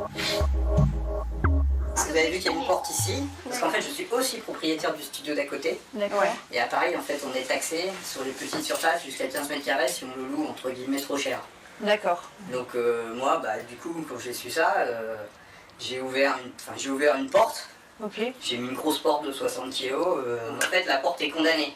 D'accord. Mais d'un point de vue contractuel, en fait, je loue en fait un 19 mètres carrés à 2 personnes qui s'entendent pour vivre chacun de son côté. D'accord. Ok. Et comme ça, moi, j'évite la taxe. En rassemblant fictivement ces deux surfaces, ce propriétaire parvient donc à contourner la loi et à louer plus cher. Rien que sur ce 9 mètres carrés, il gagne 95 € par mois de plus. Si certains propriétaires tentent d'échapper à la taxe sur les micro-logements, d'autres vont jusqu'à louer des surfaces si petites qu'elles sont interdites à la location. Des pièces de moins de 9 mètres carrés. Cette fois, rendez-vous dans le 10e arrondissement. Bonjour. Oui. Cette propriétaire propose une studette à 400 € par mois, charges comprises. Merci. Du coup, c'est à quel étage? 6, mais il y a l'ascenseur. Ah, super. C'est assez rare, ça. Il y a bien un ascenseur, mais les toilettes sont sur le palier. Elles sont là, les toilettes? Ah, c'est juste à côté, en plus. Le bas de la studette fait office de cuisine et de salle de bain. Rien de plus. Ok. Moi, je ferai pas de soirée ici, quoi. Parce que ça, vous pouvez être sûr de la tranquillité. Voilà. Il y a la mezzanine au-dessus, si j'ai bien compris. Un escalier de meunier qui ne répond pas aux normes de sécurité mène à une mezzanine où l'on ne tient pas debout. C'est pas grand, mais pour ce prix-là, franchement, il n'y a pas beaucoup. C'est combien? C'est 400 avec charge comprise avec tout. Visiblement, l'appartement ne fait pas 9 mètres carrés. Dans ce cas, la loi autorise 20 mètres cubes. Mais même là, le compte n'y est pas. La propriétaire le concède à demi-mot. Honnêtement, je n'ai pas mesuré. D'accord, ah oui. Franchement, si on dit 9 mètres carrés, vous n'allez jamais le trouver à 400 €. Mes gens, de temps en temps, ils disent qu'est-ce que vous louez une cage à poules. Ok, bah vas-y, achète-toi ta cage à poules. Ouais. Je vous montre mon téléphone et les mails, c'est rouge, de chez rouge. Ah ouais? J'ai même pas le temps de répondre parce que je suis avec quelqu'un au téléphone et là j'ai une liste, j'ai compté, j'avais 67 appels en espace hier après-midi à 14 h, j'ai mis l'annonce. Du bout des lèvres, cette propriétaire avoue donc que cet ancien débarras transformé en studette ne fait pas les 9 mètres carrés légaux. D'autres, eux, l'affichent publiquement et sans complexe. Dans cette offre, trouvée sur le site d'annonce Le Bon Coin, la surface est précisée sans détour, 8 mètres carrés. Totalement interdit. Et pourtant, il y a beaucoup de monde pour la visite. Vous venez tous pour la visite? Oui. Nous sommes dans le 5e arrondissement. Voici la propriétaire. Elle loue sa studette 350 €. Nous voilà tous partis pour le dernier étage.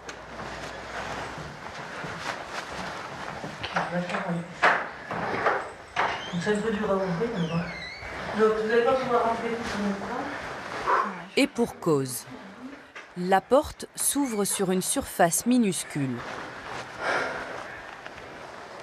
À droite, difficile de se mouvoir dans le seul mètre carré qui reste au sol. Les uns après les autres. De l'autre côté, le lit est coincé juste derrière la porte. 8 mètres carrés ici. Il y a 8 mètres carrés. Parce que je croyais que c'était le minimum, c'était 9. Ben oui, le minimum c'est 9. Donc je sais que normalement je ne devrais pas avoir le droit de... Et donc pas d'APL donc. Donc c'est même pas la peine de demander les APL si jamais ils vérifient. C'est moi Pas d'APL pour les locations illégales. C'est-à-dire que nous on risque pas d'avoir des problèmes si... C'est moi qui risque d'avoir des problèmes. D'accord. Et ça vous fait pas peur? En France, plus de 23 000 foyers, l'équivalent d'une ville comme Ajaccio, vivent dans une pièce de moins de 9 mètres carrés. Les locataires sont nombreux à habiter dans ces espaces invivables. Dans le 4e arrondissement, Monsieur Sun habite sous les toits. Quand je regarde l'extérieur, je trouve ici c'est très lumineux. L'inconvénient, c'est que c'est pas assez grand. Quel est l'inconvénient encore? Moi, c'est tout. Pas plus que ça, je pense. Monsieur Sun habite dans 5 mètres carrés 82. Se faire un café, étendre du linge, il ne peut toucher à rien sans déplacer quelque chose. Comme dans un jeu de Lego, il empile et emboîte. Et une fois assis, il ne peut plus bouger. Monsieur Sun est artiste peintre et c'est à ce titre que la République française l'accueille. Carte de séjour pluriannuel, passeport talent, profession artistique et culturelle. Il vend ses toiles et touche le RSA. Cela fait 15 ans qu'il vit ici avec WC sur le palier, sans eau chaude, sans chauffage, ni douche. Mais Monsieur Sun se dit ingénieux. Donc quand je prends une douche, je prends une boîte comme ça et je mets la moitié de l'eau froide. Après, je mets de l'eau chaude. Je mets ça ici, sur le lit. Voilà, c'est comme ça.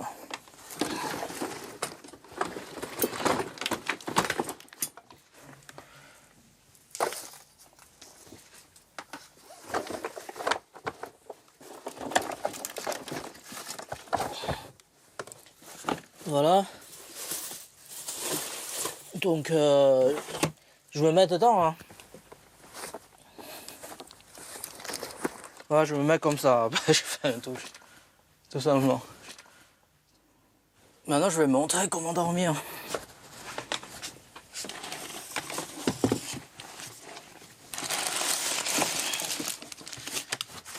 Pour avoir plus de place. Alors, je fais une table comme ça.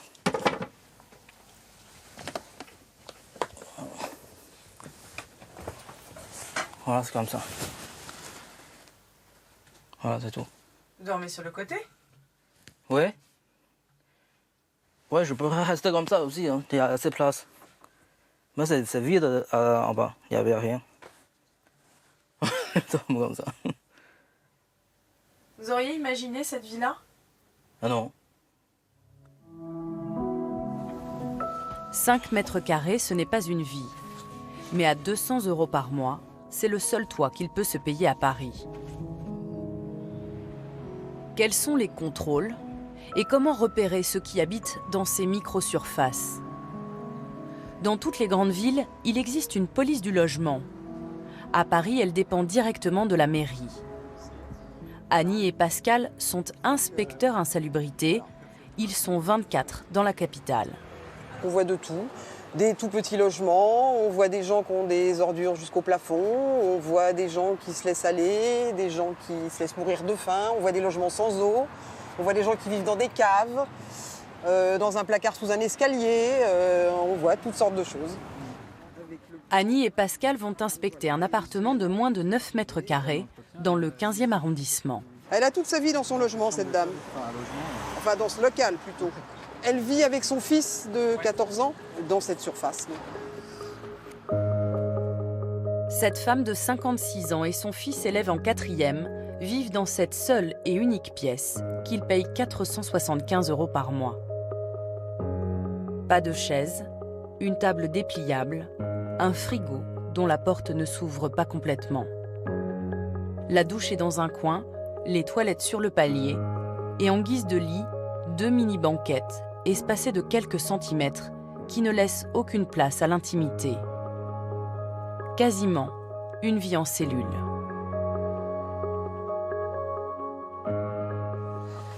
Bonjour madame. Bonjour. Bonjour madame. Bonjour monsieur Martin. C'est une société qui collabore avec la mairie qui a alerté les enquêteurs sur cette situation. Ils ne se déplacent que sur signalement. Des voisins, des syndics, des assistantes sociales. Ils reçoivent plus de 5000 alertes par an.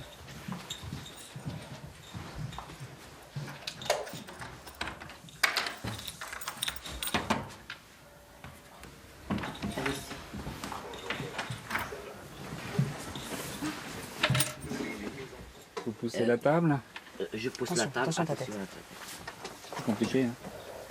Madame et jeune homme, ça fait combien de temps que vous vivez dans cette chambre de service? Oui. Depuis que j'ai 2 ans. D'accord. Donc ça fait 12 12 plus ans. de 10 ans. 12 ans. Ouais. Et jusqu'à maintenant, il n'a pas une chambre. À lui tout seul. À lui tout seul. Un espace. Et il n'a pas un espace. Il ne peut pas faire ses devoirs. Avant, quand il était à l'école, il faisait le devoir dehors, dans le couloir. J'ai acheté une petite table et tout ça. Mais enfin, les gens, ils ne veulent pas que ce soit... Ils se mettent dehors. Ah oui, c'est les parties communes en même temps. Bah, oui. Ils ont le droit quand même. Et voilà quoi. C'est pas évident qu'un copain ou qu'une copine vienne ici en plus? Non. Non. T'aimerais bien que... Des fois, j'invite des amis. Oui. Ça se passe comment quand c'est comme ça? Maman, elle est là aussi? Elle est obligée de... Je suis là. Ouais, vous êtes là. Ouais. Pour l'anniversaire aussi, c'est pas possible. Ouais. Ah oui. Le dernier anniversaire, j'ai invité juste un seul. Je dis, bah, tu invites juste un seul qui va être avec toi. Mais quand même, c'est trop dur. Quoi. C'est trop dur. Moi, je demande pas grand-chose. Je demande surtout une chambre pour mon fils. F2, une chambre qui soit tranquille, qu'il a les affaires, qu'il a les habits, qu'il soit tranquille. C'est ça que je demande, mais malheureusement... Mais si, faut y croire. Malheureusement. Faut y croire. Attends, tu vas prendre le plan. Les enquêteurs font un travail social. Veux-tu que je revérifie? C'est la largeur déjà de là. Alors, bougez pas, ne bougez pas. Mais aussi technique. Donc là, je suis à 2,42. Ils doivent prendre des mesures précises de la pièce. De 13, mais ça doit être parce que c'est pas complètement 2,42, c'est ça? Et là, le résultat est sans appel. 7 mètres carrés 20. Illégal, surtout si on y loge 2 personnes. Donc voilà, il n'y a pas d'ambiguïté aucune. Un arrêté préfectoral va obliger la propriétaire à les reloger. L'obligation de relogement, Elle est toujours appliquée par les propriétaires? 95% du temps, non, jamais. Voilà. Donc, ou sinon, c'est une vague annonce ou un truc. Les propriétaires sont quand même très peu sanctionnés là-dessus. En tout cas, pas assez. Voilà, en tout cas, pas assez. Si cette propriétaire ne leur trouve pas un appartement, la préfecture prendra le relais pour les reloger. La propriétaire aura alors la facture d'1 an de loyer à régler et interdiction de relouer la pièce.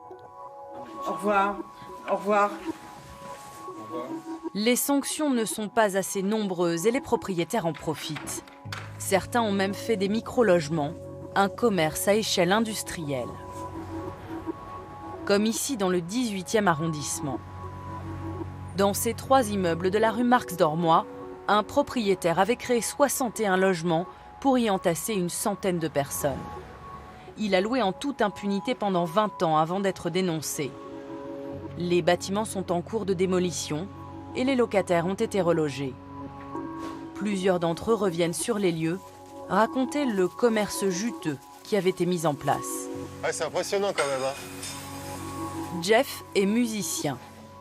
Pendant 8 ans, il a loué ce 15 mètres carrés pour 600 € par mois, avec vue sur la cour. Jeff avait de l'argent, mais pas de garant. Le propriétaire a accepté de lui louer sans sourciller. J'ai mis sur la table 1 an de loyer d'avance en liquide et qu'il a pris, il m'a fait un bail et ça n'a pas été un problème. Vous avez mis 1 an de loyer sur la table en cash? Ouais. Ça fait combien? Bah, ça fait 600 par 12. Hein. Ça fait 6 000 € à peu près. Ça fait 7 000 €, un truc comme ça. Bonjour. On peut visiter un petit peu? Le propriétaire louait au prix fort des logements surpeuplés et des surfaces exiguës. Ça, c'était un appartement. Il pouvait y avoir une famille avec 4-5 enfants qui pouvaient vivre dans une surface comme ça. Hein. Ils cloisonnaient un maximum les espaces pour faire fructifier un maximum les loyers, quoi. 230 000 € de loyer perçus par an. Et le propriétaire faisait pression sur ses locataires pour récupérer son dû. Moi, c'est arrivé régulièrement qu'ils me coupent l'eau chaude, quoi. À peu près à chaque hiver, il y a eu à un moment donné des périodes où j'avais pas d'eau chaude. En 2012, une famille finit par alerter le service technique de la ville. Voici à quoi ressemblait l'immeuble à l'époque. Insalubrité, micro-logement, 6 arrêtés préfectoraux sont pris pour obliger le propriétaire à faire des travaux. Avec la Fondation Abbé Pierre et le comité Action Logement, les familles portent plainte. Au procès, 1 an de prison et 80 000 € d'amende sont requis contre le propriétaire pour avoir maintenu ses locataires dans une situation de dépendance. Mais il est relaxé, faute de preuves. Les familles ont fait appel. À Noël, ce sera rasé, quoi, il n'y aura plus rien. En attendant la fin du procès, Jeff et ses anciens voisins ressassent les nuits cauchemardesques qu'ils ont vécues ici. C'est vrai que la nuit, on pouvait facilement... Il y a un rat qui pouvait vous passer sur le visage comme ça. C'était assez fréquent. Hein. Le plus étonnant, pour reconstruire au plus vite, la mairie a dû préempter ces immeubles et les racheter 6 700 000 € aux propriétaires peu scrupuleux. Le prix à payer pour reconstruire 46 logements sociaux. Changement de décor, changement de vie. Dans l'un des plus beaux quartiers de Paris, sur l'île Saint-Louis, Jeff le musicien a été relogé. La ville lui a proposé un appartement social dans un immeuble de standing parfaitement rénové, 25 mètres carrés pour 300 € par mois. C'est assez petit, hein, comme vous voyez. Hein. Et donc ce qu'il y a de bien, c'est que les plafonds sont assez hauts. C'est petit, mais on ne se sent pas étouffé, quoi. Et bon, c'est par rapport au logement où j'y étais précédemment, c'est sûr que c'est le jour et la nuit. Hein. Il y a une très jolie vue, on voit sur le... À l'abri, Jeff a repris la musique et les concerts. Un toit tout neuf pour une nouvelle vie. C'est par ce rebond dans ma vie que j'ai pu reconstruire un environnement social, un environnement professionnel. Sans ça, avant, je n'étais pris que par ma condition de mal logé. En fait, on passe son temps à garder son toit troué, quoi. Le temps, l'argent n'est consacré qu'à ça, quoi, en fait.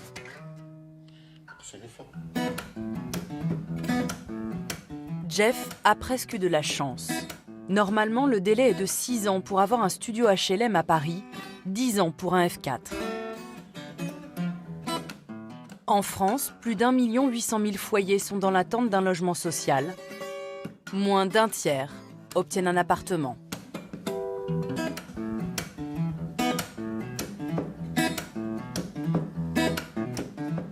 La Tchétchénie a-t-elle décidé de se débarrasser des homosexuels ? Persécutés, emprisonnés, torturés, ils sont victimes depuis plusieurs mois d'une purge violente et sans précédent. Le leader tout-puissant de Grozny, Ramzan Kadyrov, mène cette campagne loin des yeux de la communauté internationale. Malgré les menaces qui pèsent sur ces hommes, nous avons pu recueillir des témoignages exceptionnels. Ils sont accablants. Certaines victimes ont choisi l'exil pour échapper à la mort. D'autres osent parler, quel qu'en soit le risque. Chasse à l'homme en Tchétchénie, c'est un reportage signé Élise Menant, Philippe Maire, Vincent Pifteau et Benoît Sauvage.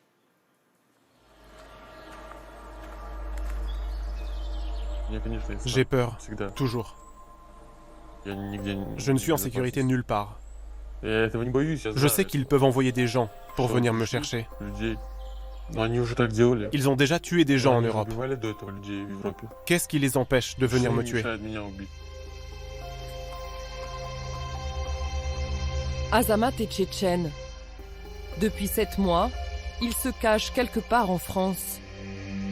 Il ne montrera pas son visage car il a peur d'être retrouvé. Chez lui, en Tchétchénie, il est menacé de mort, uniquement parce qu'il est homosexuel. Sa vie a basculé en mars dernier à Grozny, la capitale. Azamat est alors arrêté par 4 hommes, en pleine rue. C'était un jour comme les autres. Un véhicule noir s'est approché de moi. Des policiers en sont descendus. Ils ne m'ont pas parlé, ils m'ont assis au milieu. On a roulé pendant 25 minutes. On est arrivé devant une enceinte très haute, avec un mur de briques rouges et des fils barbelés. Je ne savais pas où j'étais. Ils m'ont emmené dans un couloir. Des gens étaient face contre mur. Il n'y avait que des hommes. Certains avaient des menottes aux poignets. Il y avait près de 40 personnes. Quand j'ai compris pourquoi on m'avait arrêté, j'ai eu vraiment peur.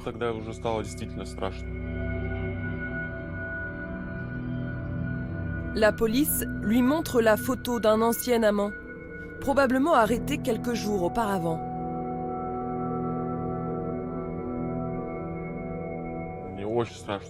J'étais effrayé. J'ai dit, c'est la première fois que je le vois. J'ai dit, je le jure sur ma mère, je le jure sur les saints, je le jure sur Dieu, je ne l'ai jamais vu. Pour s'en sortir, Azamat fait semblant de ne pas comprendre et de croire qu'il est soupçonné de terrorisme. J'ai pensé que la meilleure tactique, c'était de dire que je n'avais pas de lien avec les djihadistes, avec des unités armées illégales. Que dans ma famille non plus, il n'y avait jamais eu de personnes condamnées pour des faits de terrorisme. C'est l'instinct que j'ai eu. Parce que c'est pire d'être gay ? Oui, c'est pire d'être gay que terroriste.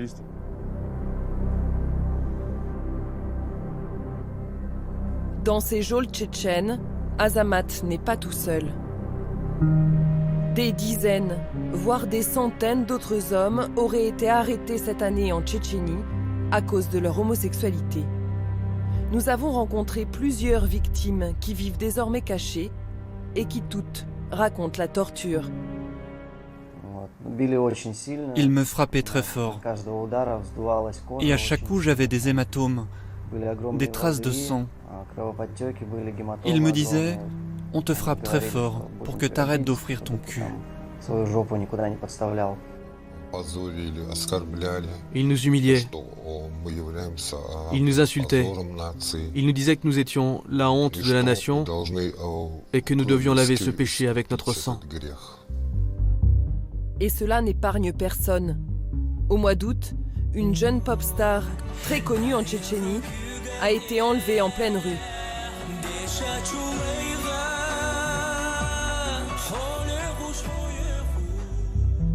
Depuis, ses proches sont sans nouvelles et des rumeurs annoncent régulièrement sa mort. Pourtant, les autorités nient ces arrestations. La Tchétchénie fait partie de la Russie. L'homosexualité n'y est pas illégale. Mais elle a aussi son autonomie, sa religion, l'islam, et son président, Ramzan Kadyrov, qui depuis 10 ans fait appliquer ses propres lois inspirées de la charia. Alcool interdit, polygamie, port du voile obligatoire dans les administrations.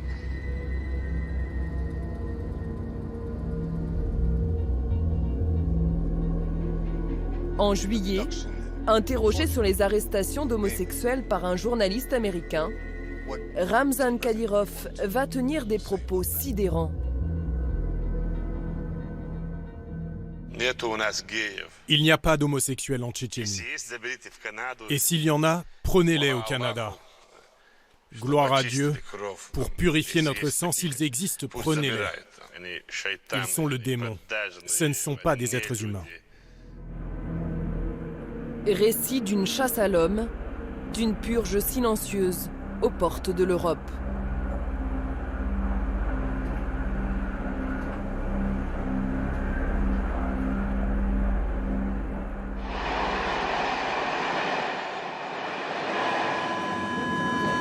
Les autorités tchétchènes n'ont pas seulement arrêté des dizaines de personnes, elles les ont aussi battues et torturées pour leur extorquer d'autres noms et établir une liste d'homosexuels.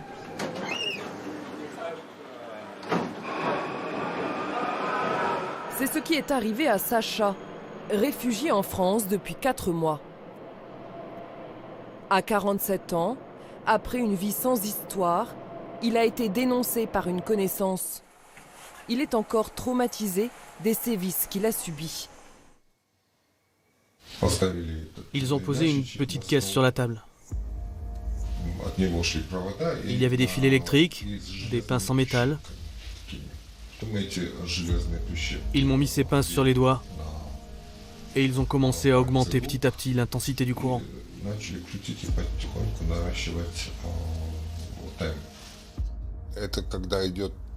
Quand le courant passe par le corps, c'est comme s'il s'arrêtait à chaque articulation.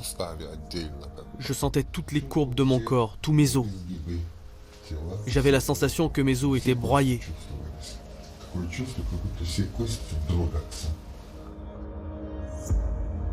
Pour mettre un terme aux tortures, Sacha reconnaît son homosexualité. Ses geôliers exigent alors qu'il dénonce à son tour d'autres personnes. Je pense qu'il voulait éradiquer ce mal contagieux qu'est l'homosexualité, qu'il voulait purifier la nation. Il devait se dire qu'en tuant cette génération, il n'y en aurait plus de nouvelles. Je pensais que tout était fini. Je ne pensais même pas que quelqu'un sortirait vivant d'ici.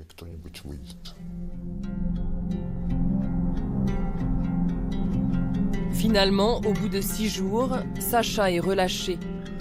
Il plaque tout, sa vie d'avant, son travail, et s'enfuit de Tchétchénie. En tout, une 50aine d'homosexuels ont demandé l'asile dans des pays occidentaux. Nous allons faire le chemin inverse pour comprendre ce qu'il se passe en Tchétchénie. Cette province autonome de Russie est dirigée depuis 10 ans par un président autoritaire, Ramzan Kadyrov, avec la bénédiction de Vladimir Poutine. Réélu l'an passé avec 98% des voix, le président tchétchène est un fan d'Instagram. Plus de 3 millions de followers peuvent y suivre ses séances de musculation.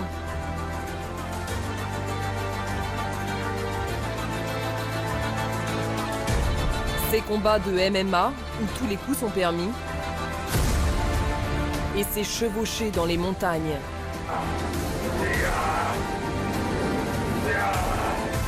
À 41 ans, Ramzan Kadyrov aime montrer ses muscles et afficher une virilité exacerbée.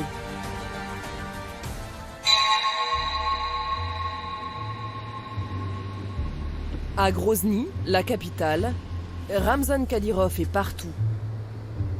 Ainsi que son père Akhmat, auquel il a succédé. Tous deux érigés en héros de la République. Et comme ils ont un œil sur tout, nous allons devoir être très prudents. Il est presque impossible de travailler librement en Tchétchénie. Chacun de nos pas peut être surveillé. Interroger des victimes ou leurs familles, c'est les mettre en danger de mort. Alors, nous avons décidé de nous confronter à la parole officielle. C'est par là? À droite?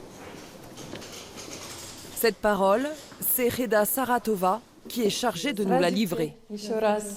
Bonjour. Reda Saratova dirige la seule petite ONG de défense des droits de l'homme qui existe encore en Tchétchénie. Sauf qu'ici, les droits de l'homme ont une certaine limite. Vous avez quel genre de plainte? On a des plaintes très différentes. Surtout à propos de questions sociales, sur le non-versement des indemnités ou des salaires, sur des problèmes de logement ou à propos d'arrestations. Et vous avez eu combien de plaintes de la part d'homosexuels? Pas une seule. Pas une seule. Vous pouvez vérifier. Pas une seule déclaration. S'il n'y a pas de déposition, je ne peux pas leur courir après.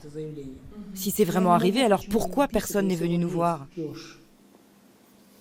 Reda Saratova nous répète le discours des autorités. Il n'y a pas eu d'arrestation d'homosexuels en Tchétchénie.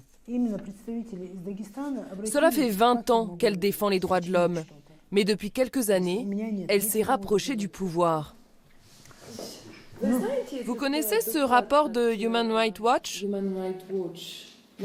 Oui, je le connais. Tous les témoignages ici parlent de torture. Vous savez quoi? Moi, je peux écrire ici Reda, 32 ans, et écrire tout ce qui m'arrange. Selon moi, tout ça est faux. Ils ont montré des gens de dos avec une capuche. Mais comme ça, on peut filmer n'importe qui et dire n'importe quoi. Pour nous montrer qu'il ne s'est rien passé, Reda Saratova nous emmène dans la ville voisine, Argoun. Et au passage, elle nous fait admirer les paysages. Le centre d'affaires rutilant. L'avenue Poutine, bordée d'arbres. On est loin du cliché d'un Grozny en ruine. Il n'y a plus de traces de la guerre. Tout ça, c'est grâce à Ramzan Kadyrov et à son père. Regardez comme c'est beau. C'est vrai qu'il y a 15 ans, Grozny ressemblait plutôt à ça. Après 2 guerres contre la Russie qui ont fait des centaines de milliers de morts. Avec l'aide des Kadyrov père et fils, Moscou finira par écraser tout désir d'indépendance et même de critique envers le pouvoir.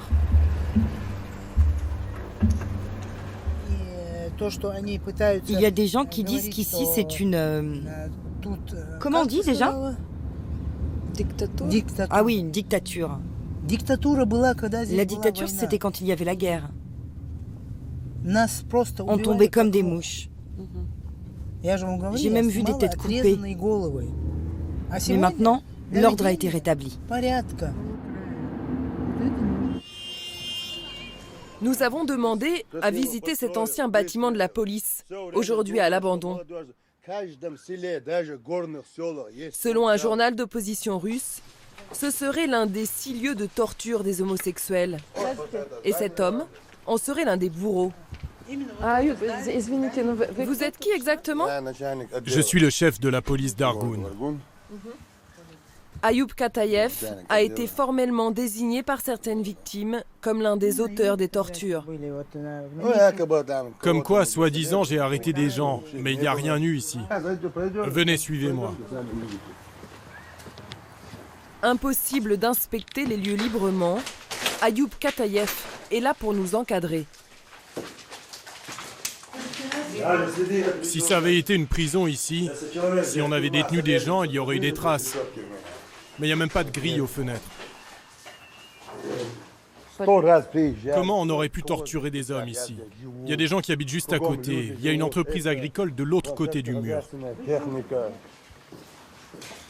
Nous aurions aimé savoir s'il y avait des sous-sols, là où beaucoup d'hommes disent avoir été enfermés.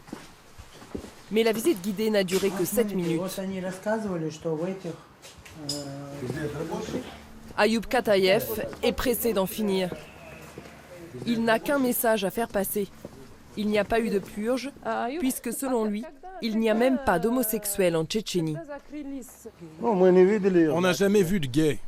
Un vrai Tchétchène au sang pur ne peut pas être gay. Quoi? Il n'y a pas de gay chez nous. Il ne peut pas y en avoir. Pourquoi? Parce que la mentalité chez nous est différente. Allez, on a terminé maintenant. Les autorités tchétchènes ne peuvent pas reconnaître les arrestations, car pour elles, ce serait admettre que le peuple tchétchène est impur. Dans cette petite république traditionnaliste, où l'islam est l'un des principaux piliers, il n'y a pas plus grand tabou que l'homosexualité.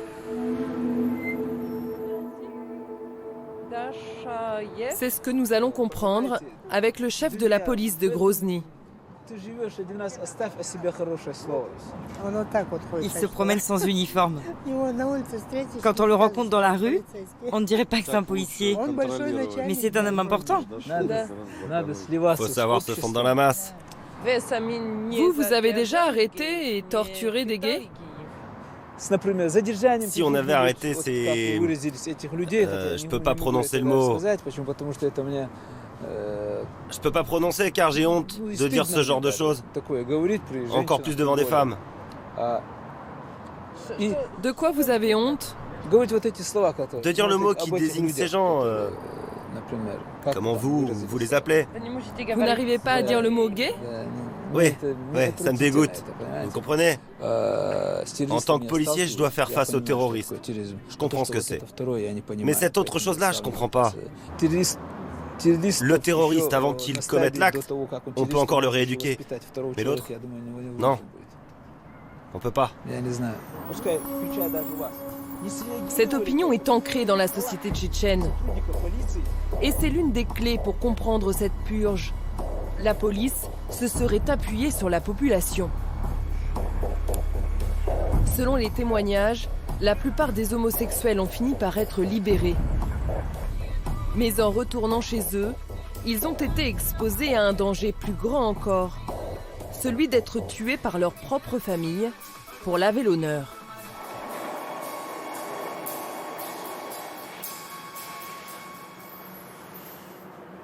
Sacha, réfugié en France, a cru mourir pour la seconde fois. Pour les proches de tous ceux qui ont été arrêtés, ça a été un coup de massue. La police leur a dit « Voilà, votre fils il est homosexuel. C'est votre honte. Maintenant c'est à vous de régler le problème. » Et vous, comment votre famille a réglé le problème? Je n'ai pas attendu qu'ils trouvent une solution. J'ai réussi à fuir tout de suite la Tchétchénie. Je pense qu'ils m'auraient tué et enterré en cachette sinon.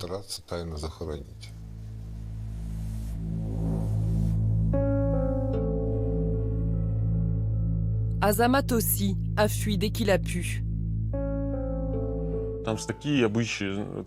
Nous avons des coutumes qu'une personne civilisée a du mal à imaginer. Des coutumes barbares. Je suis la honte de la famille. La rumeur se diffuse à la vitesse de la lumière en Tchétchénie. À cause de mon homosexualité, mes oncles, mes cousins, ma famille ne seront plus respectés. La seule façon de laver cette honte, c'est de me tuer.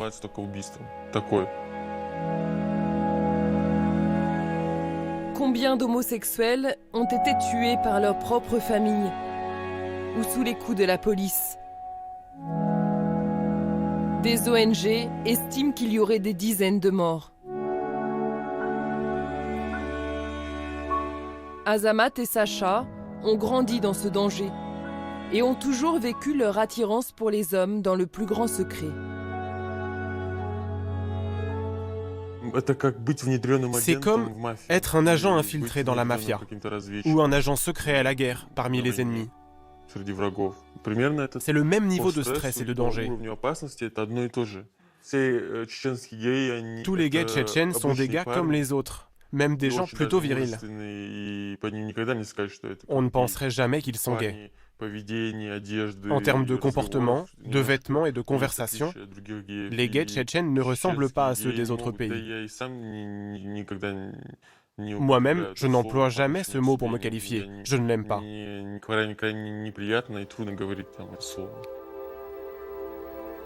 Alors il faut se construire une vie de mensonges pour se protéger.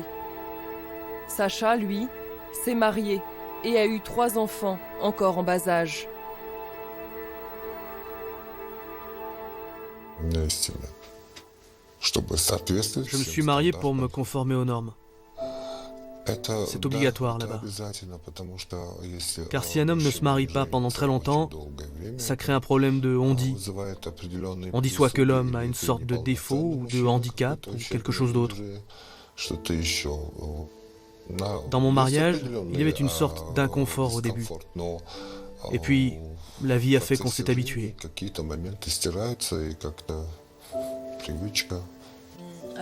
Votre femme savait que vous étiez gay? Non. Et maintenant? Je ne sais pas. Je n'ai plus de contact avec ma famille. Et ça, il n'y a rien de pire. Il vous manque? Arrêtez de me parler d'eux.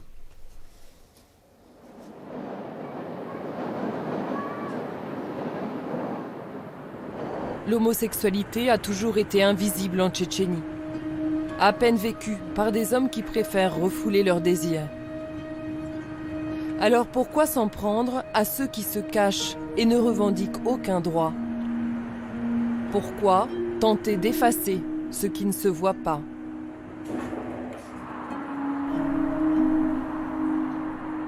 C'est à Saint-Pétersbourg, dans le nord de la Russie, que nous nous rendons pour obtenir des réponses.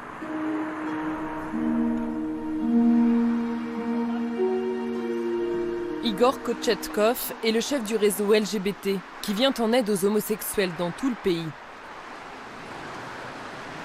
Depuis le printemps, une trentaine de bénévoles travaillent à exfiltrer les gays de Tchétchénie. Nous ne pourrons pas les filmer pour des raisons de sécurité. Sur le bureau d'Igor, un souvenir de Tchétchénie. Pour ne pas perdre de vue celui qu'il combat chaque jour, Ramzan Kadyrov. Pourquoi les autorités tchétchènes se mettent tout à coup à arrêter les homosexuels? C'est la logique d'un régime totalitaire. Pour exister, il a besoin d'ennemis, extérieurs et intérieurs, pour justifier son pouvoir absolu. Au début, il s'est attaqué aux terroristes. Mais ça y est, il n'y a plus de terroristes en Tchétchénie. Alors ils s'en sont pris aux femmes qui ne portaient pas le foulard, puis aux femmes qui portaient le foulard, mais pas comme il fallait. Puis ils s'en sont pris aux gens qui conduisaient en état d'ébriété. Bien sûr, c'est pas bien de conduire en état d'ébriété, mais pour ça, il y a des gens qui ont été enlevés, torturés et tués. Et maintenant, c'est les homos. Selon Igor Kochetkov, en laissant faire, les autorités russes et Vladimir Poutine sont directement responsables. L'État russe s'en fout que sur son territoire, des citoyens, gays ou pas gays, soient arrêtés illégalement et tués. Si l'État enquêtait vraiment, alors il serait obligé de reconnaître que pendant toutes ces années, sur son propre territoire, il y avait un petit régime fasciste qui en masse enlevait et torturait des gens.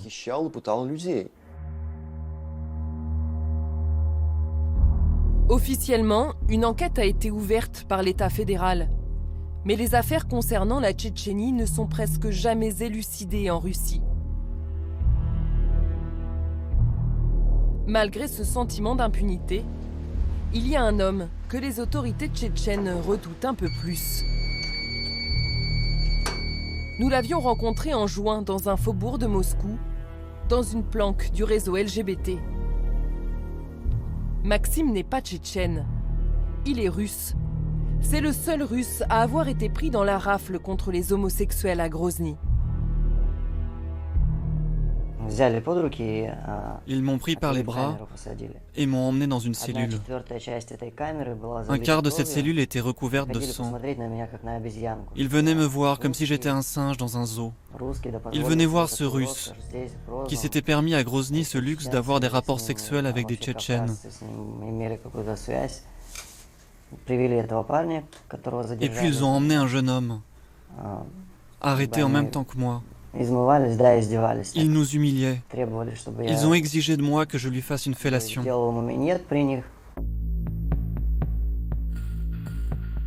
Maxime a été battu jusqu'à l'évanouissement et a passé 12 jours dans les sous-sols de Grozny avant d'être libéré. Mais en tant que Russe, il n'a pas toute une société contre lui, ni une famille prête à le tuer. Alors pour l'empêcher de les dénoncer, ses bourreaux ont continué à le traquer hors des frontières de Tchétchénie, jusque chez lui. Au début, il m'appelait pour me dire « Tu te souviens de ce qu'on avait convenu quand on t'a libéré ?» Je disais « Oui, oui. » On s'est mis d'accord que je ne dirais rien à personne. Après, il m'écrivait. Il voulait que je fasse une déclaration disant que rien ne s'était passé. Et puis un jour, je n'étais pas chez moi. Ma tante m'a dit que 2 véhicules étaient arrivés, que 6 hommes d'origine tchétchène rôdaient à côté de la maison. Ils ont cassé la serrure, ils ne m'ont pas trouvé et ils sont repartis. Le lendemain, j'ai cherché un moyen pour me sauver.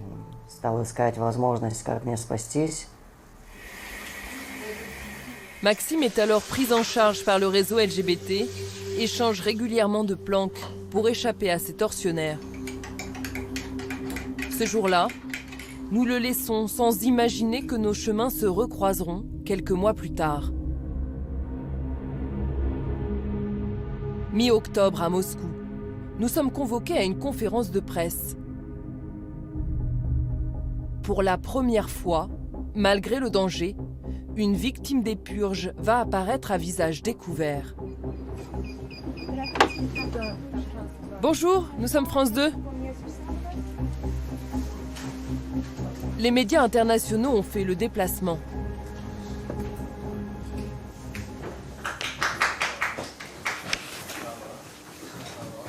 La victime, la voici. C'est Maxime, le jeune Russe que nous avions rencontré au mois de juin. Maxime a décidé de ne plus se cacher et de se battre pour pouvoir continuer à vivre en Russie. Il trouve le courage de livrer son histoire.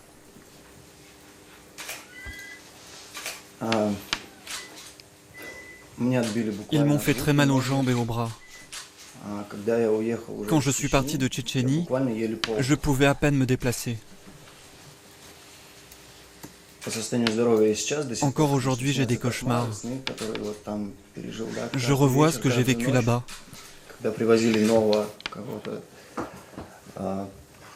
Toutes les nuits, ils amenaient de nouvelles personnes. Il y avait des cris, des gémissements, des supplications.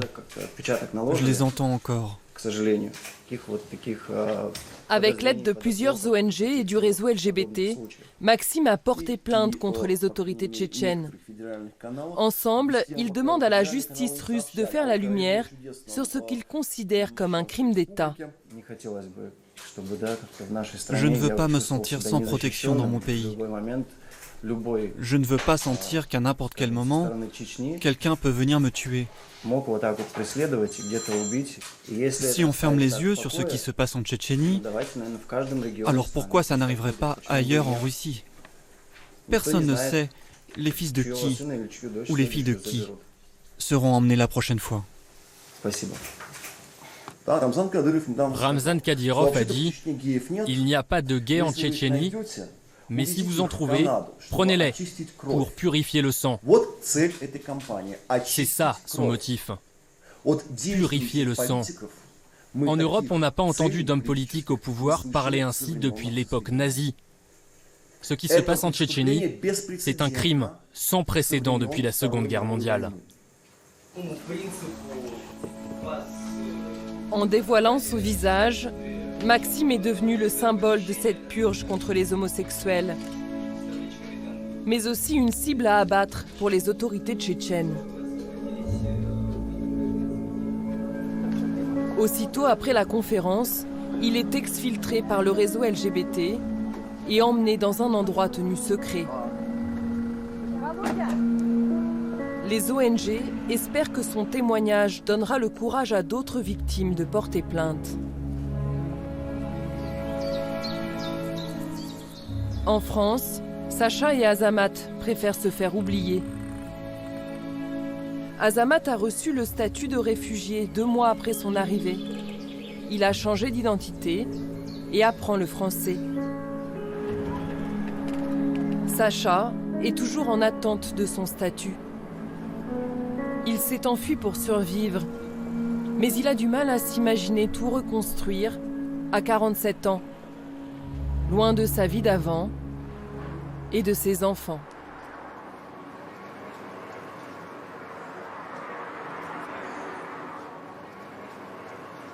C'est la fin de ce numéro d'Envoyé spécial, mais la soirée de l'info se poursuit avec complément d'enquête et Thomas Soto. Merci de nous avoir suivis. Bonsoir.